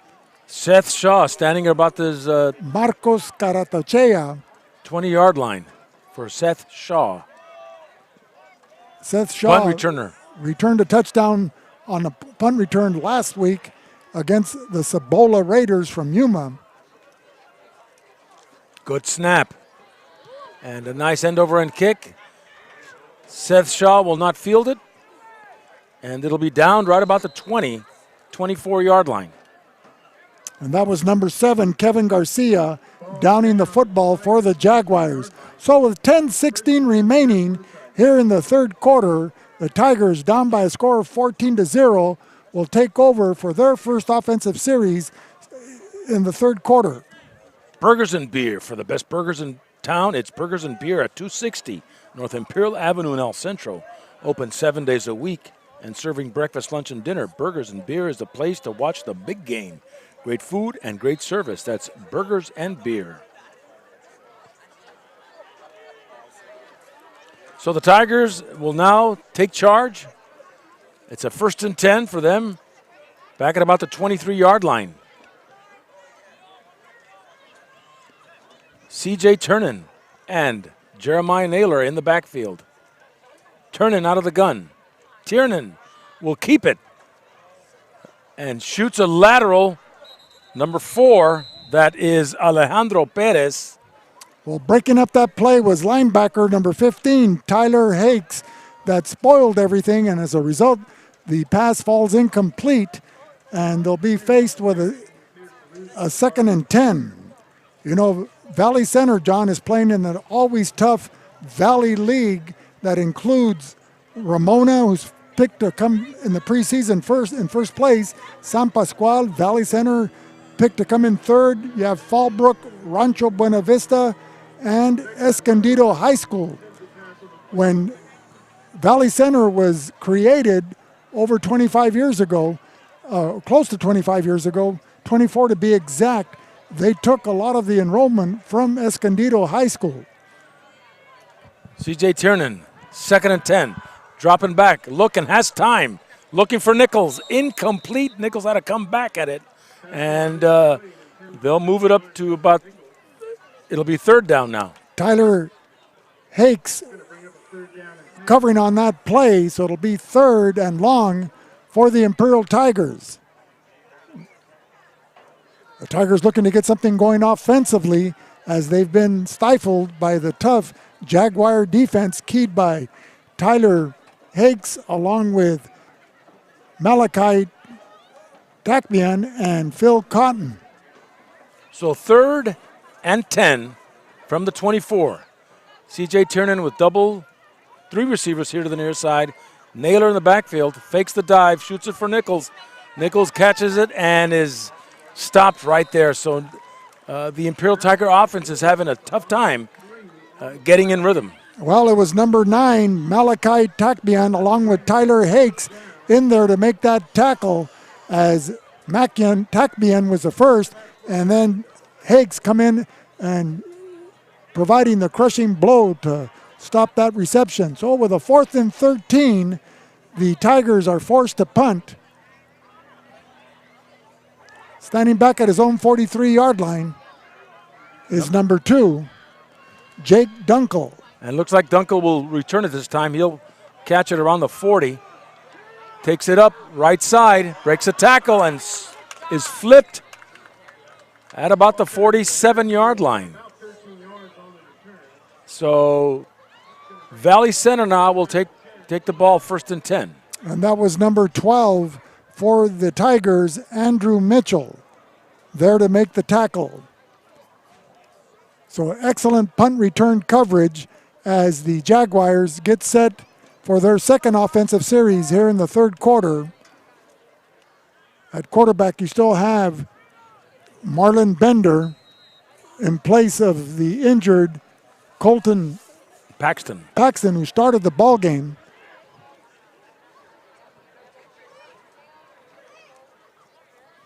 So 1st and 10 at the 46 going in. Bender Flare pass, number 2 is caught. Dunkel. Dunkel, but the Imperial Tiger defense is right there with Naylor right in on the stop. So they'll spot it right at the original line of scrimmage. Well, in the first half, if you just joined us, ladies and gentlemen, a 63-yard touchdown scamper by Lucas Sinui set the wheels in motion for the Jaguars. And then the replacement quarterback, Bender, fired a 15-yard scoring strike to Kevin Garcia. And with the 2 extra points provided by Jeremiah Sinui, the Jaguars led at the half 14-0. Bender, another handoff, 32. Sinui, left side. He'll pound his way up to the 40, Vic. A pickup of 6. And the Jaguars, John, opened up the season with a 17-7 victory over the Brawley Wildcats, who came in second place in the Imperial Valley League in the spring. And Imperial came in third. So this is a good measurement of the level of where the Tigers are at here coming into the 4th week of the 2021 season. Common opponents. Bender handing off on a 3rd down. Sinui going right side. And he's juking up the way to get a 1st down. It'll be 1st and 10 Valley Center. They'll spot the ball right about the 34-yard line. A hard-nosed runner representing the Valley League, John. And that's the style of ball they like to play, smash mouth football, run between the tackles.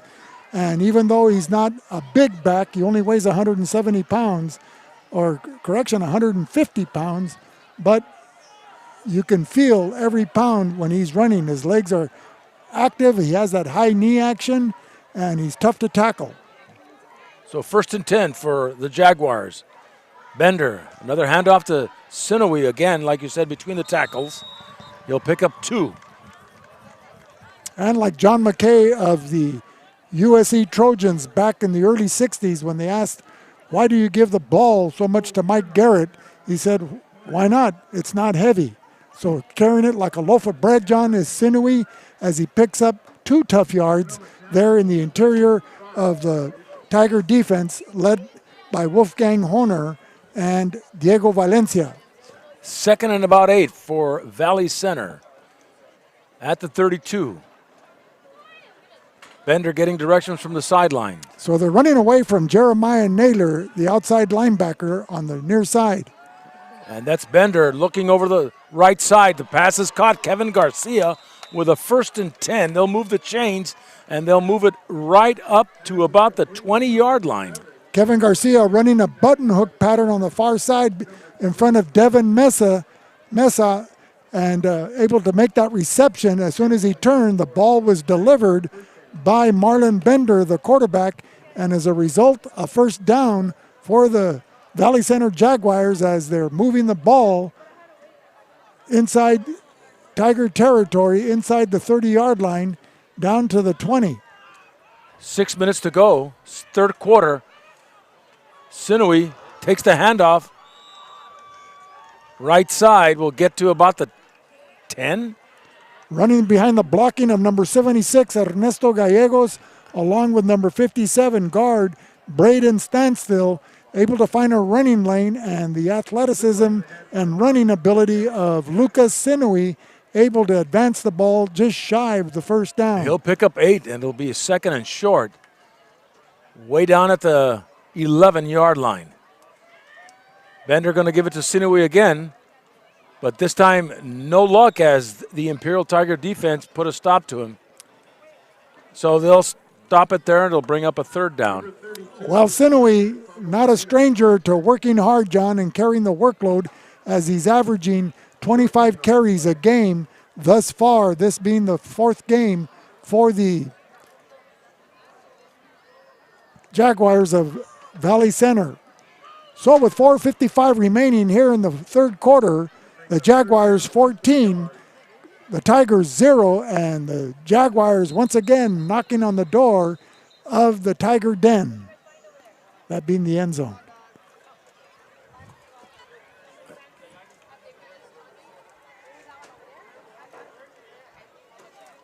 First down is the call for the Jaguars. So a first down, a first and goal inside. Well, you know, this Jaguar offense, The John, 10. just wears down the opposing defense with their relentless running attack. And that's keyed by Lucas Sinoe, number 32. And he's been pounding the ball, Vic. First and goal from the 9 with Bender under center. Sinoe gets the handoff, and again, they're just pounding his way up the right side. Well, Johnny runs with his head up and his eyes downfield, so he has excellent field position, and he's able to pick his way through the opposing defense to find some running room and, you know, get 4 or 5 yards a pop. And you give him the ball 2 to 3 times consecutively, he's going to get you a first down. The flags are on the field, Vic. The referees are conferring with 4 minutes to go in this third quarter, 14-0 Valley Center. We had some updates for you. Calexico was up over Yuma 7-0 at the half. And tonight's referees wearing the white hat is J.J. Jackson along with Mike Garcia, Gabe Castro, the head linesman. The line judge is Sal Carrillo, and the back judge is Nate Binkins, as they represent Imperial Valley Football Officials Association. La Resaca has the absolute best Mexican-style seafood, chavelas, and of course the best clamatos anywhere. Try the Sonora Fusion in El Centro for the best cuts of aged beef. La Resaca at 221 Campillo Street in Calexico, and in El Centro at 6th and State. So we'll see what the call is from Mr. J.J. Jackson. Well, John, order octopus as an appetizer and tell him Landon sent you. Well, now they're conferring with head coach David Shaw. Yeah, I'll stick with the shrimp cocktail, Vic. Oh, and those chile burritos stuffed with shrimp. Those are awesome. You got to try that. Well, I still haven't tasted any better than Bugsy, your sister Margie, when she makes them.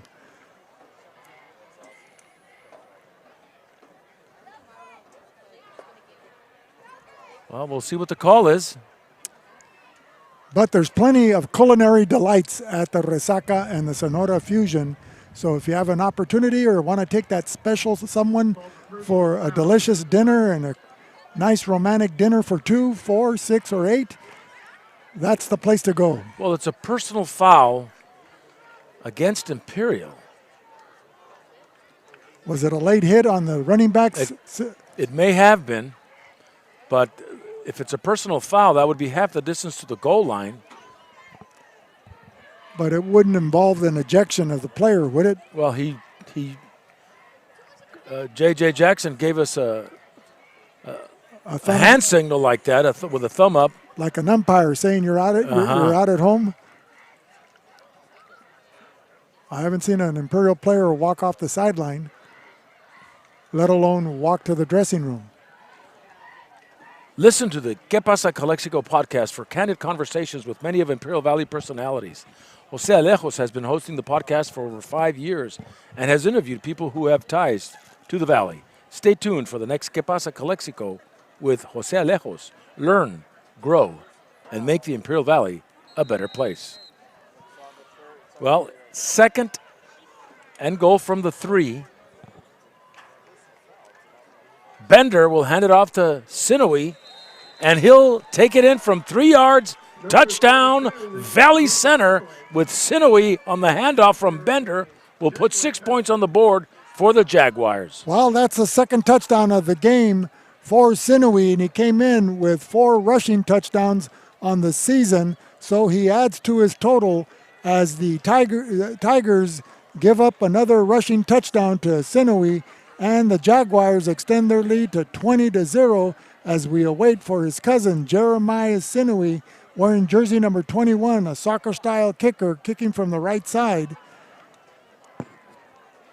High snap, and they'll try to do something with it. They won't be able to as they try to attempt a pass to number 15. That's Tyler Hakes there on the blocking, and alertly runs out for a pass, but it was slightly underthrown and unable to come up with a grab.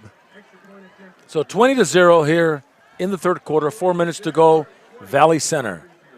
Fred Miramontes, Undersheriff, reminds you that you can start a neighborhood watch program in your rural area. The Sheriff's Department Crime Prevention Unit can assist you by meeting with you and your neighbors. Call 442-265-2000 for more information. Support your neighborhood watch volunteers. Havens & Sons Trucking is located at 603 East Main in El Centro and specializes in gravel, rock, and stone for your landscaping materials and needs. It's Havens Landscaping. Let us know what you need for your next project. Call us at 352-6735. That's Havens Landscaping, proud sponsor of VSN. And by Johnny's Burritos, a family-run business since 1963 by Johnny Palomino and his wife Ana Maria Palomino. Eat what you love. Johnny's Burritos, located in Brawley, El Centro, and Imperial. Open Monday through Saturday. Johnny's Burritos. So Jeremiah Sino, we're getting the set to kick off to the Imperial Tigers. Everybody up for the kickoff. And it'll go deep. Number 25. That is Suarez coming this way. And he'll be knocked out of bounds inside the 35. That was number 9, Malachi Takbian, making the tackle there. So the Imperial Tigers now find themselves in a deeper hole, John, down by a score of 20-0, 3:56 remaining here in the third quarter. They haven't been consistent in the passing game. They've been moving the ball on the ground between the 20s, but they need to be able to push it into the red zone and get the ball into the end zone. And I believe that's Dominic Suarez getting up now. Looks like his leg is hurt. And hopefully it's nothing serious, as he's been playing a good game and is a big part of the offense and special teams for Imperial. Well, you have their quarterback, Christopher Turnan, who's gaining valuable experience with each game there behind center, along with Seth Shaw, Jesse Nichols, Dominic Suarez, Alejandro Perez, and Zach Ray. They've been using Jeremiah Naylor as a decoy, John, but he showed outstanding running ability at that scrimmage in El Capitan when they found themselves down by a score of 7-0. Fake the dive and shooting to number 4. That's Alejandro Perez. Gets a first down and a lot more. He'll cross midfield and take it to the Valley Center 49-yard line. Well, they faked the dive to Jeremiah Naylor, sucking in the defense, and as a result, Perez was open over the middle for a little dump pass. Naylor leading the blocking. Naylor takes the handoff. On a first down, will take it to the 45. And it takes about 8 Jaguars to bring him down. But his forward progress was at the 45-yard line. Make it the 44-yard line. So a pickup of 5 on the play. 2nd and 5 here in the third quarter, 3 minutes to go. Valley Center over the Tigers, 20-0. C.J. Turnan out of the shotgun. 3 receivers to the near side. Naylor in the backfield, looking in this direction, shooting it. Intended for number 22. That was Francisco Lopez, a senior wide receiver. Covering on the play was number 9, Malachi Takbian, as the Jaguars go with Bender, Lucas, Tyler Hicks, Logan Ramage, and Phil Cotton in the defensive secondary. Up front, they go with Corey Villalobos, Gavin Guess, Malachi Takbian, who was just covering on that play, Dakota Toller, Miguel Fuentes, and Jamal Solis. Head coach Rob Gilster, he's assisted by Derek Strasnider and their stat man, Mike Barnett. They're on the sidelines of the Jaguar bench. 3rd and 5 from the 44. C.J. Turnan looking this way. Pass is caught by number 4, Seth Shaw. Will get a first and 10. He'll pick up 7, 1st and 10. I'm sorry, Alejandro Perez, number 4. 24 is Seth Shaw. So a 1st and 10 for the Tigers. Move those chains. Well, excellent pass protection provided by Apodaca, Gastelum, Horner, along with tackles Manuel Cardenas and Ethan Reeves. to give C.J. Turnan time to find his receiver in the defensive secondary of the Jaguars. So he's got trips left. Nichols here to the near side. Tiernan in the backfield. 1st and 10 from inside the 40 at the 38. Tiernan looking to the right. Intercepts it. Number 33, was it? 37. 37, Logan Ramage. Logan Ramage. Or Ramage. Ramage, like damage. And he caused damage there, John, as a 5'10", 165-pound junior there able to step in front of that intended pass for the Imperial Tigers. And as a result, this drive comes to a halt with 2:02 remaining in the third quarter. So once again, the Tiger defense asked to come up with a defensive stop on this rejuvenated offense of the Jaguars with Marlon Bender in at quarterback. So Bender under center. 1st and 10. Dropping back. Deep drop. Looking. Garcia is there and catches the football inside the 25. Well, he had number 3 of the Tigers draped all over him. That was Devin Mesa, but Garcia, who had the inside position, able to come up with that reception. So Kevin Garcia, just like that, moves the ball way up to the 22 with Bender now to Sinoe on the handoff. Well, Coach Gilster starting to bring out the nails, John, and the hammer. It's a pickup of 5. And starting to nail the perimeter of that coffin for the Tigers. A pickup of 5, and it'll be second and about 5 or second about 6. The ball at about the 18-yard line. Bender rolling out of the pocket. Lets it go. Right flat. Incomplete to number 4. That is Jamal Solis. Now, John, that was a smart play by Solis as Bender was flushed out of the pocket by the onrushing Jeremiah Naylor. The receivers right away break to the sideline, the nearest sideline, and the quarterback just fires in that direction.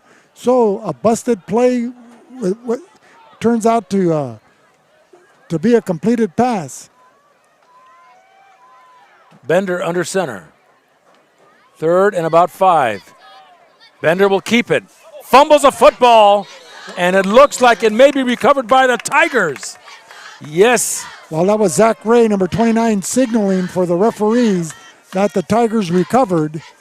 And it'll be 1st and 10 for Imperial. Another turnover. And that was number 55, Kai Bishop, the grandson of coaching great from Brawley, John Bishop, as they give the Tigers a much-needed turnover and have the offense come out on the field with 38.9 seconds remaining here in the third quarter.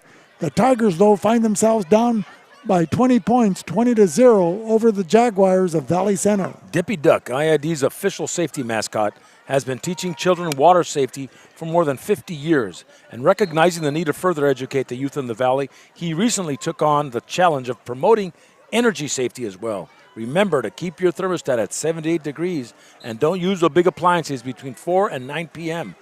That's Imperial Irrigation District. Well, John, do you swing for the fences here?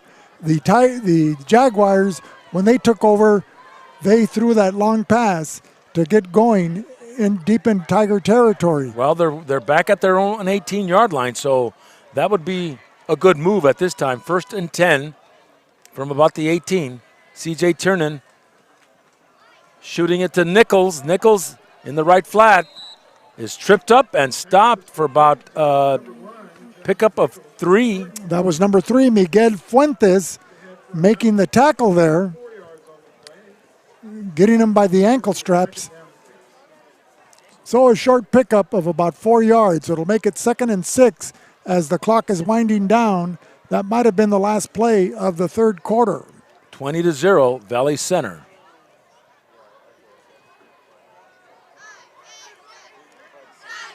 They won't make an attempt. So at the end of 3, Imperial 0, Valley Center 20.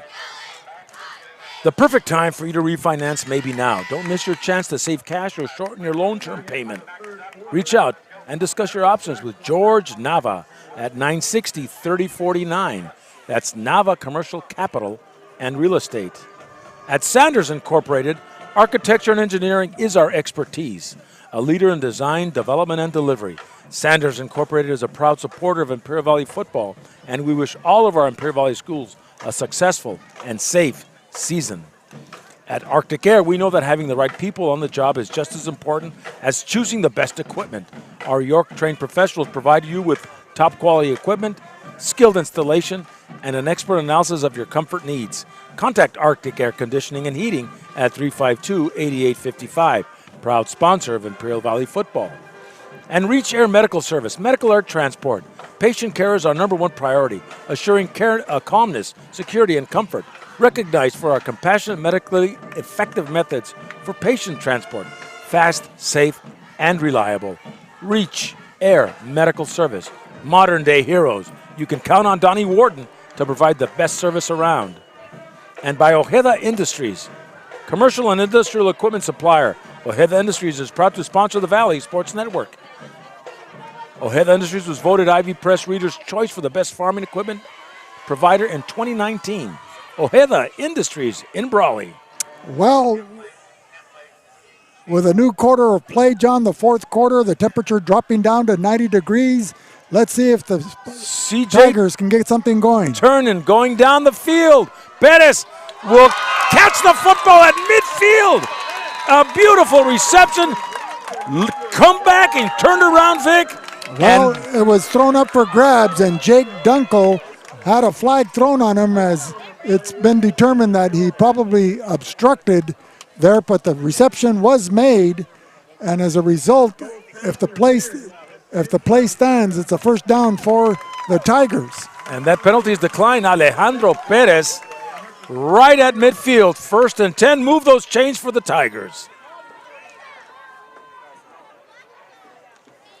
So you came out guns a-blazing right there, Vic. Well, this offense is capable of scoring quickly, John. And hand off to Naylor. Gets a couple.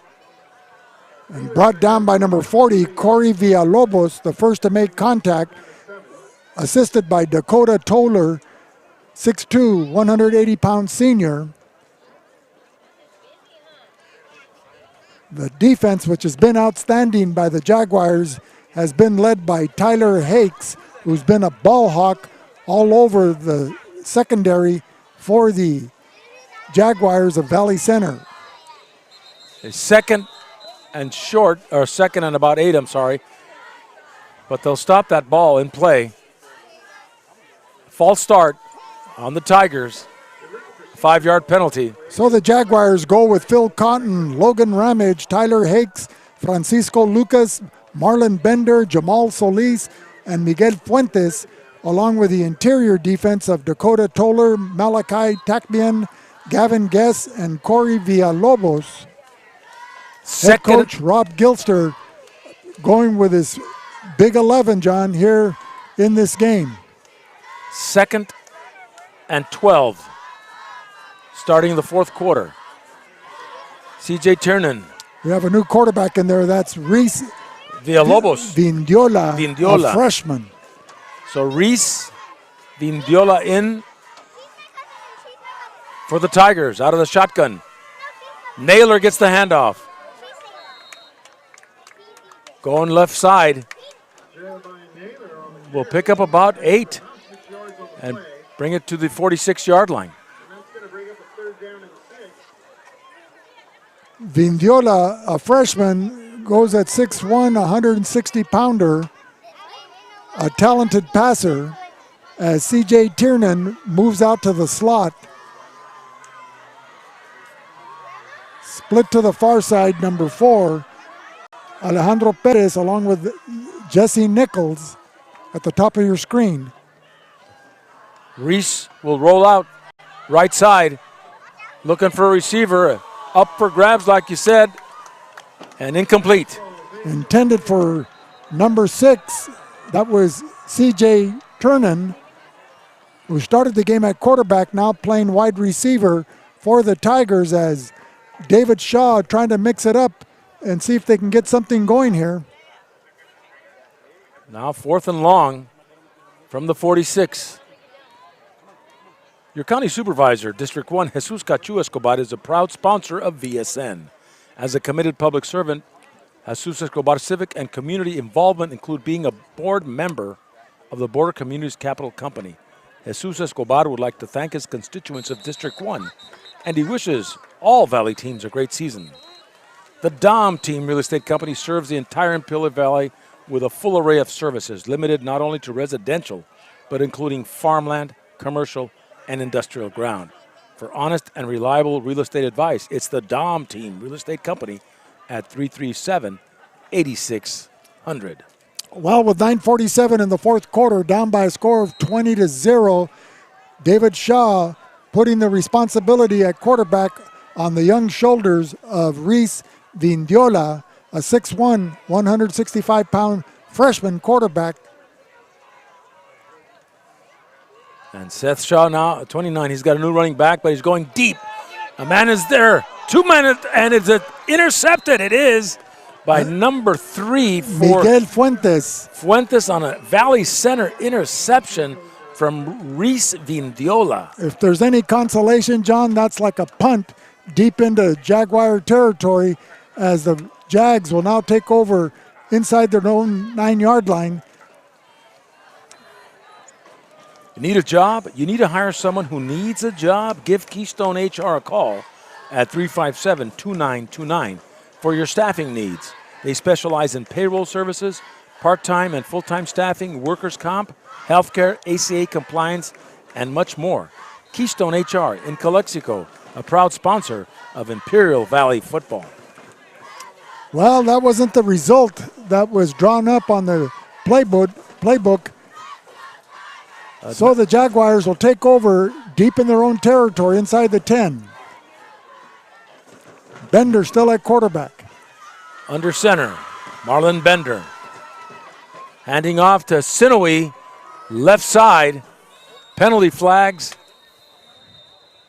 As Sinoe picks up a look, could be about 8 or 9 yards on the run. Well, you could almost say those penalty flags are starting to fly like confetti, John. But they was thrown in the vicinity of where he was brought down.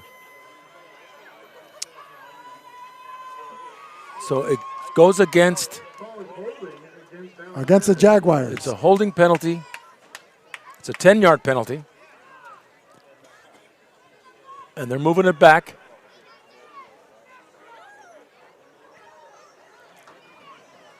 Back to the original, back inside the 10 at about the 7. So the Tigers relying on Diego Valencia, Zach Ray, along with Jeremiah Naylor and Seth Shaw and Kai Bishop to put a stop to this offensive drive of the Jaguars. 1st and 12. Ball at the 6. Marlon Bender under center. Valley center. Handoff.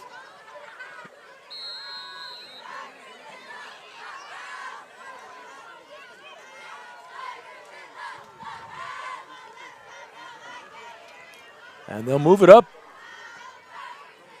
You know what I like about the Jaguars, to the 12. John, is they've been coached to block somebody wearing the other team's uniform.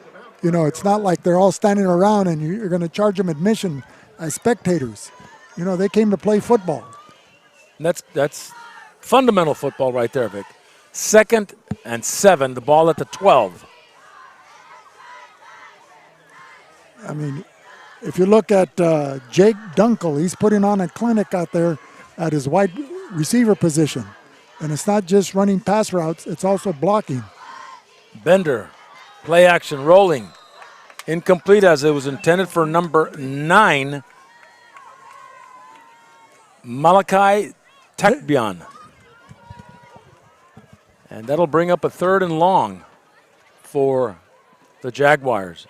You know, John, I remember years ago, I think it was 2008, if I'm not mistaken, where we were at Crawford High School for a football game between Calexico and Crawford on Bulldog Radio. And at that school, as a second language, English as a second language, they were teaching in 56 different languages. So I'm impressed on your pronunciation of these surnames of some of the players. 3rd and long, Bender. Handing off. Sinoe will pick up a few, but not enough. So Sinoe, Lucas that is, he wears jersey number 32, 5'8", 150-pounder. So Tigers get the ball, Vic. The Tigers get the ball in that turnover. And so with 8:05, let's see if this is able to breathe some new life into the Tiger offense that has been dormant thus far, not able to push the ball beyond the 20-yard line of the opposing team and to get into the end zone. They had one field goal attempt that was a low line drive just over the top of the defensive line that Tyler Hakes, ran back to about the 23-yard line of the Jaguars in the first half, and that's the closest the Tigers have come to scoring. Well, you talk about common opponents. You have Cibola last week here against Imperial, 41-14. Now you got Cibola at Brawley, 49-8. So very similar. Naylor gets the handoff, but has not far to go. And Johnny on the spot. Number 15. That's Tyler Hakes making his 5'9", 165-pound frame essential here. Is that's all you need. As with a fundamental tackle, he brings down the hard-running Jeremiah Naylor by himself. And timeout is called. At Imperial Printers, we are ready to help you with your next project, from business cards to yard signs and everything in between. Give us a call at 352-1300 for a quote or any questions that you may have. Imperial Printers at 430 West Main in El Centro. And by Brownie's Diner, located at 990 Main in Brawley. Brownie's Diner serves up good food with the Town Pump menu. Come by and savor a delicious steak from Brant Beef or their famous chicken fried steak. Whatever it is at Brownie's Diner, you'll leave satisfied. Call for takeout at 344-2938. Brownie's Diner in Brawley. Well, John, I'm impressed with the coaching of head coach Rob Gilster. He's been at Valley Center for close to 25 years, and overall in his coaching career, he has 233 victories, 131 losses, and 5 ties. He's had consecutive CIF championships in 2004, 2005, then again in 2007, 2008, and his last CIF championship with Valley Center was in 2011. But he matched wits with John Bishop back in 2004 in that championship final. Reese Vindiola to Dominic Sparse over the middle. Will pick up 9 yards. So was it enough for a first down? Not quite, but he just needs a yard to get to it. He was at the back at the what looks like the 16-yard line, now close to the first down marker, which is inside the 10. So put to the near side. Suarez. You have Perez here to the near side in the slot, number 25, Suarez. And Naylor will get the handoff, finds a lot of room. Touchdown, Imperial! With Jeremiah Naylor taking the handoff from 8 yards, will put the Tigers on the board. Well, getting on track with 7 minutes remaining here in the fourth quarter. It's not too little and it's not too late as the Tigers cut into the 20-0 advantage of the Jaguars by scoring 6 points on that 7-yard scamper by Jeremiah Naylor.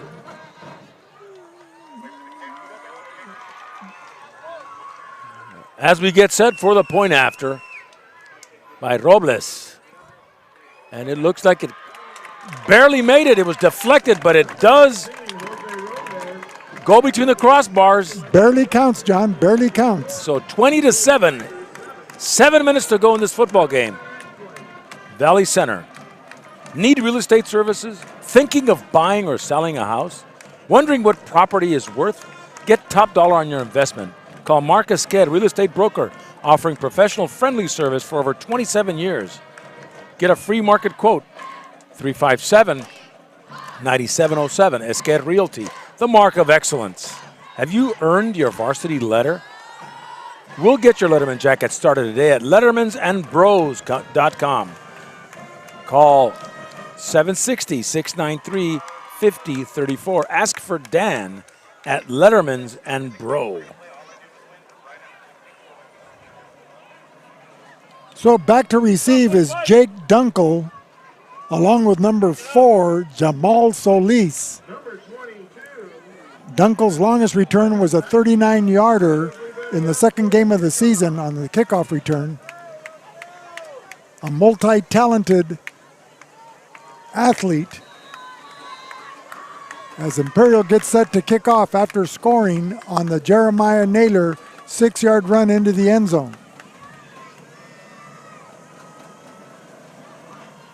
It'll go to Sinoway inside the 15 and takes it up inside the 35 to about the 34. So the Valley Center Jaguars will have a chance to move the football here in the fourth quarter. Well, John, with under 7 minutes remaining, do you think they'll want to play smash mouth football and just run between the tackles, or do you think Coach Rob Gilster will pull something out of his bag of tricks and air it out to catch the Tiger defense on their heels? They may be playing conservative ball. They've got a good enough lead with 6 minutes to go. I'm thinking he may keep it on the ground with Sinoway and Marlon Bender at the quarterback position. So, Keen, the defensive line for the Tigers will be Jeremiah Naylor along with Kai Bishop, wanting to get a quick 4 and out. 1st and 10 at the 34. He's going to hand it off to Sinoway, and he'll pick up a yard. And Jeremiah Naylor almost had him in the backfield as he blew past the offensive line of scrimmage, but may have tripped him up, but he left him there for his teammates to make the stop there at the line of scrimmage, or maybe pick up 2 tough yards for Sinoway. So it'll be 2nd and 8. The ball at the 37-yard line of the Jaguars. Bender under center. Offset eye. Hand it off to Sinoway. Left side. And the Tiger defense is not allowing any penetration. That was number 23 and number 29 for the Tigers. That was Zach Ray along with Jeremiah Naylor making the stop.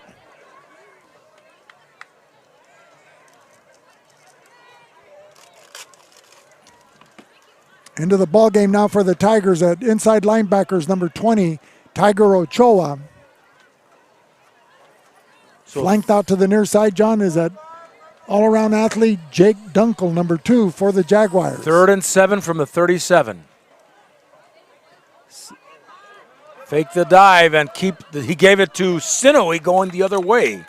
So taking it down close to the visitor bench is Sinoway. So a 4th down coming up, and Valley Center will be faced to probably punt the football away. While into the ball game is their punter, Jeremiah Sinoway, who handles all the kicking duties, the place kicking, the kickoffs, as well as the punt game.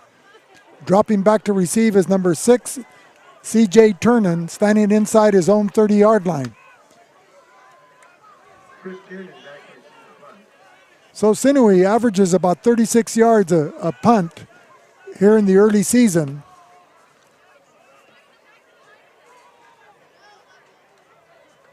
Good snap. And Sinoway will let it fly.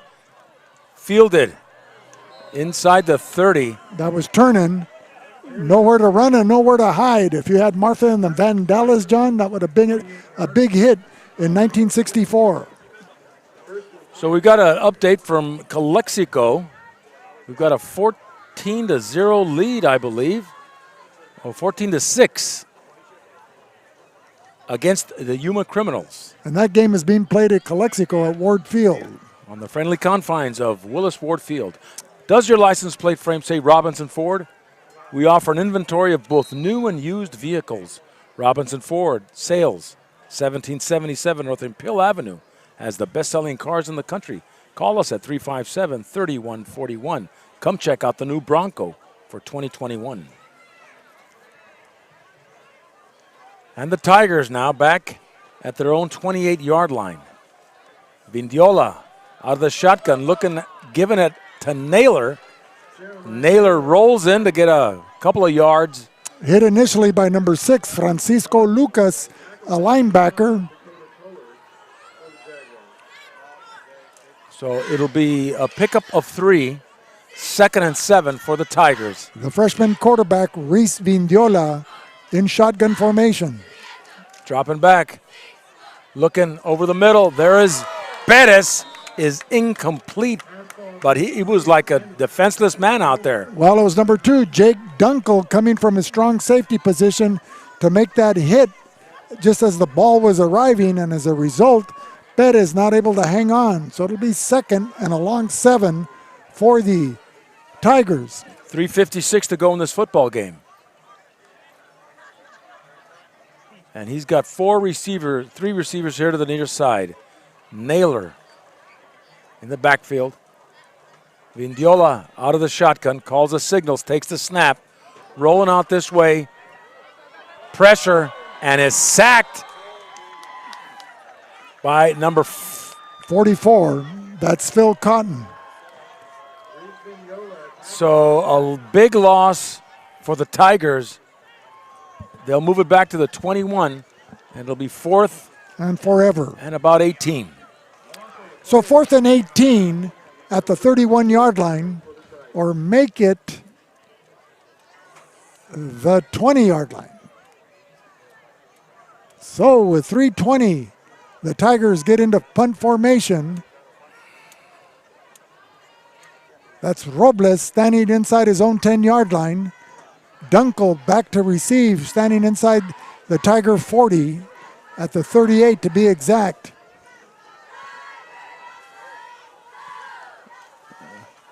A nice punt, will not be returned. Penalty flag over there and everywhere. And that could be a penalty on number 2, Jake Dunkel, who was back to receive, but he made a hit on a defenseless punt coverage man, and as a result, the flag was thrown immediately.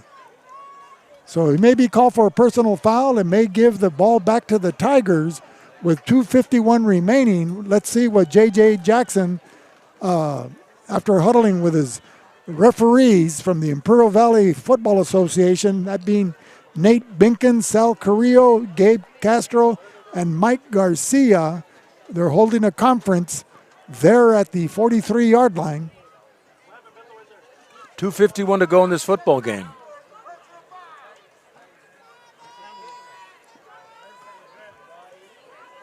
You had something going on here at the bench, on the Imperial bench, and then there's something going on around the 35-yard line. No, well, it was Jake Dunkel, instead of going after the football, went after one of the lead cover guys for the Tigers. But there's a flag here. It looked like a legitimate hit to me, but with safety the foremost and priority for the officials of any high school game. It's going against Valley Center. And will the ball be given back to the Tigers? Now it's coming back this way. They're going to count off. Holding Valley Center.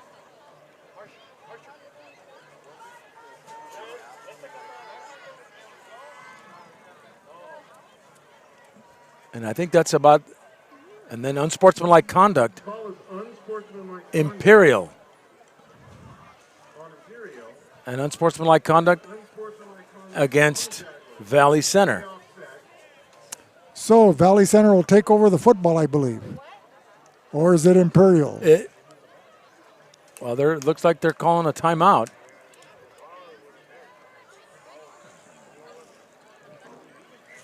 Looks like they're calling a timeout. And for the most in-depth local and regional news and the best high school sports coverage around, check out the Calexico Chronicle and the Hoteville Tribune in print or online at the all-new CalexicoChronicle.com, chronicling our community border region and beyond since 1904. And check out Top Notch Barbershop at 317 Wake Avenue in El Centro. Open 7 days a week, Monday through Saturday, 8 to 9, Sundays, 8 to 5, where our regular haircuts are always $20, and Wednesdays is our $15 special. Military senior discounts offered every day. Marianne Valenzuela is your State Farm Insurance agent in the Imperial Valley, specializing in auto, home, business, property, and more. And with over 20 years of experience, Marianne will help figure out what coverage you need to take control of your financial future. Like a good neighbor, she's at 122 Main in Brawley. Marianne Valenzuela, your State Farm Insurance agent. So Marlon Bender under center. Marcos Caratachea is the center, 5'8", 235-pounder. He's flanked by Humberto Lopez and Braden Stansel. The tackles are Ernesto Gallegos and Chris Odell. An outstanding offensive line that's opened up running lanes for the running back, Sinui. Bender to Sinui. Only 2 yards this time as he'll take it to about the 41. Number 29, Zach Ray, in there for the stop, along with number 78, Diego Valencia. So the Tigers and the Jaguars have played an outstanding game, John, here tonight for the viewing audience here at Shimamoto Simpson Stadium, and we hope that the game has been enjoyed on live stream by those of our viewing audience. So 2nd and about 8. Sinui, the ball carrier, going left side. Running behind the blocking of Ernesto Gallego and Braden Stansel, picks up 5 tough yards as time has been called with 2:05 remaining. Tonight's ball game being brought to you by Ivy Welding and Mechanical, industrial welding contractor. For your heavy metal needs, Ivy Welding incorporates welding techniques to build high-quality systems that exceed client expectations and uphold industry regulations. Call Fred Baeza at 760-482-WELD. That's 482-WELD. Ivy Welding and Mechanical in El Centro. And we got an update for the Calexico-Yuma game. In the fourth quarter, with about 3 minutes to go, Calexico 21, Yuma 6. And we'll probably be announcing the Hoteville Calexico game next week from Burger Stadium in Hoteville, California. One of the classic matchups in the Imperial Valley, Calexico and Hoteville. Calexico Division 5, Hoteville Division 5, but number 1 in Division 5, and Calexico about number 8 in Division 5. Well, if Calexico holds on to this lead, they'll raise their record to 3-1. Bender, Sinui, up the middle, will get a first down. He'll pick up 7. The hard-running Lucas Sinui picks up the first down to keep the drive alive and to move those chains, brought down by number 32 of the Tigers. And VSN North is calling the Brawley-Cibola game up at Warren Field in Brawley, California. And John, I understand we're having a third crew announcing the game tomorrow night involving El Centro Southwest High School. Yes, we've got some guest announcers from the Yuma area. What is that, KYMA? KYMA with Scott Gross and Cole Johnson. They'll be calling the KOFA Southwest game tomorrow at Southwest with a 7 p.m. kickoff. And these gentlemen have been in the radio business. These guys are the real deal. Not like us, off the street. But these guys are the real deal, and hopefully we'll learn something tomorrow from Scott Gross and Cole Johnson from KYMA. Well, John, we're always ready to learn, and we're never too old to learn. So anything that'll help our broadcast and our presentation of these games, recognizing the high school athletes that represent Imperial Valley high schools is always a plus. Absolutely. 1st and 15 from the 45. Marlon Bender, Sinewy. Conservative football, Vic, here late in the fourth quarter. They just want to run the clock out.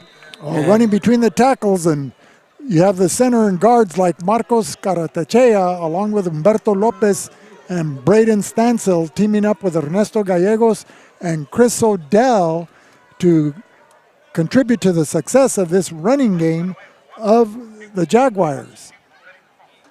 In Calexico, Yuma returns it for a touchdown, and it's Calexico 21 and Yuma 12 in the fourth quarter with a little over 3 minutes to go. And this should be a couple more plays here for Valley Center, and we're off to another week of Imperial Valley football.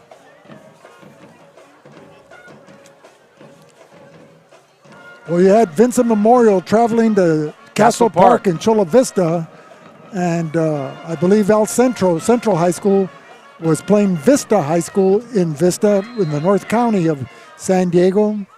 Hopeville was hosting Maranatha Christian at Hopeville. Hopeville going into tonight's game 3-0. Sinewy with a handoff again from Bender going left side, and he'll take it to about the 45, which will probably get a couple more plays in.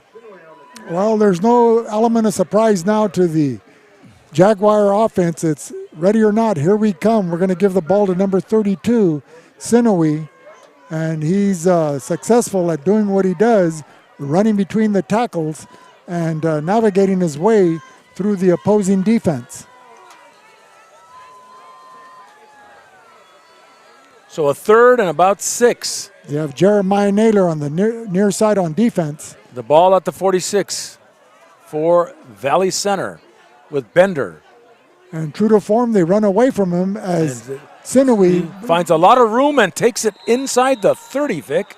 Running over the right side of the to the 25. Tiger defense. He's able to find a running lane between Stansel and Gallegos and get into the secondary of the Tigers, forcing the defensive backs to come up and make that tackle.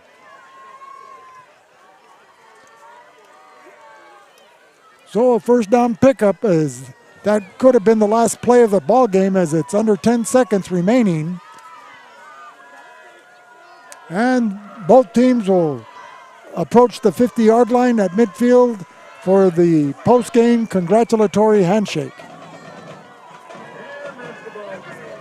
And that's it, the final clock, or the final horn or buzzard. It's 20-7 in favor of the Valley Center Jaguars over the hosting Imperial Tigers. Well, John, excellent high school football on display tonight between the visiting Jaguars of Valley Center in the North County of San Diego, just shy of Fallbrook, and the hosting Imperial Tigers.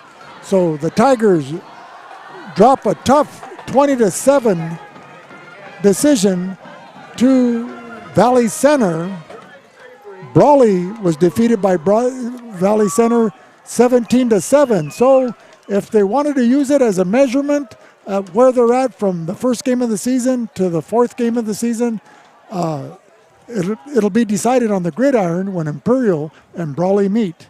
And that's a good gauge, because Valley Center is a powerhouse up in North County in the Valley League that you mentioned earlier. And Imperial played a great game tonight. They were just short there on the scoreboard. So, you got to hand it out. You got to, hats off to them for playing a good game. They just lost it with a couple of turnovers that could have been a difference. Mr. Dale likes to beat the crowd out of the stadium here as he once again navigates through our equipment to get out to the bleachers. But you're right, John. Some of the highlights for the visiting Jaguars was the play of linebacker Tyler Hakes along with Malachi Takbian And on offense, before he got hurt, it was Colton Paxton, the quarterback, and the running of Lucas Sinui. But backup quarterback Marlon Bender came in and was more than capable to the task in leading the Jaguars to additional points with a touchdown pass to Kevin Garcia to extend the lead and start putting those nails in the Imperial coffin midway through this game. Well, we've got a big week ahead of us. We're going to Hopeville. We haven't done a Hopeville game yet. Hopeville, like I said, was number 1 in Division 5 in the CIF rankings, and Calexico's Division 8. So that's going to be a pretty good matchup because you've got a strong Hopeville team that's been, doing very well for the last several seasons under head coach C.J. Johnston. Well, they have an outstanding quarterback in Seth Hilfiker, along with 2 good running backs in the Eiten brothers. You have Peyton Eiten and Steph Eiten. And so they've been the leaders of the Hopeville offense, and their defense has been outstanding as well. So the Calexico Bulldogs in next week's game will be riding in on a 3-game winning streak after losing their opener against the Palo Verde Valley Yellow Jackets. And the Imperial Tigers here need to regroup after this loss tonight. And David Shaw and his staff will make certain of that as they prepare next week and the rest of the season as well. Yeah. And so another football weekend here in the Imperial Valley over, and we look forward to the next one. Any final thoughts on tonight's broadcast here for VSN? Just a well-played game by both squads, and you could see the leadership and experience of head coach Rob Gilster, along with his staff, Derek Strasnider and Mike Barnett, and they surely exemplified that. But David Shaw, in his 3rd season, also providing outstanding leadership, and his team showed a lot of character tonight. They didn't fold their tents. They came back in the closing minutes of the 4th quarter to put points on the scoreboard.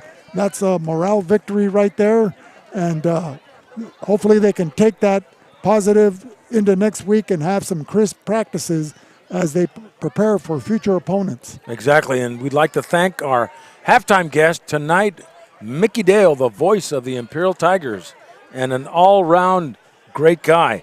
We'd like to thank our program director, Will Torres, Joaquin Matus, at vsnsports.net, the Valley Sports Network, our technician in the booth, Jose Alejos, and our cameraman on top, Luis Panchito Garcia, and of course all our sponsors that make the broadcast possible.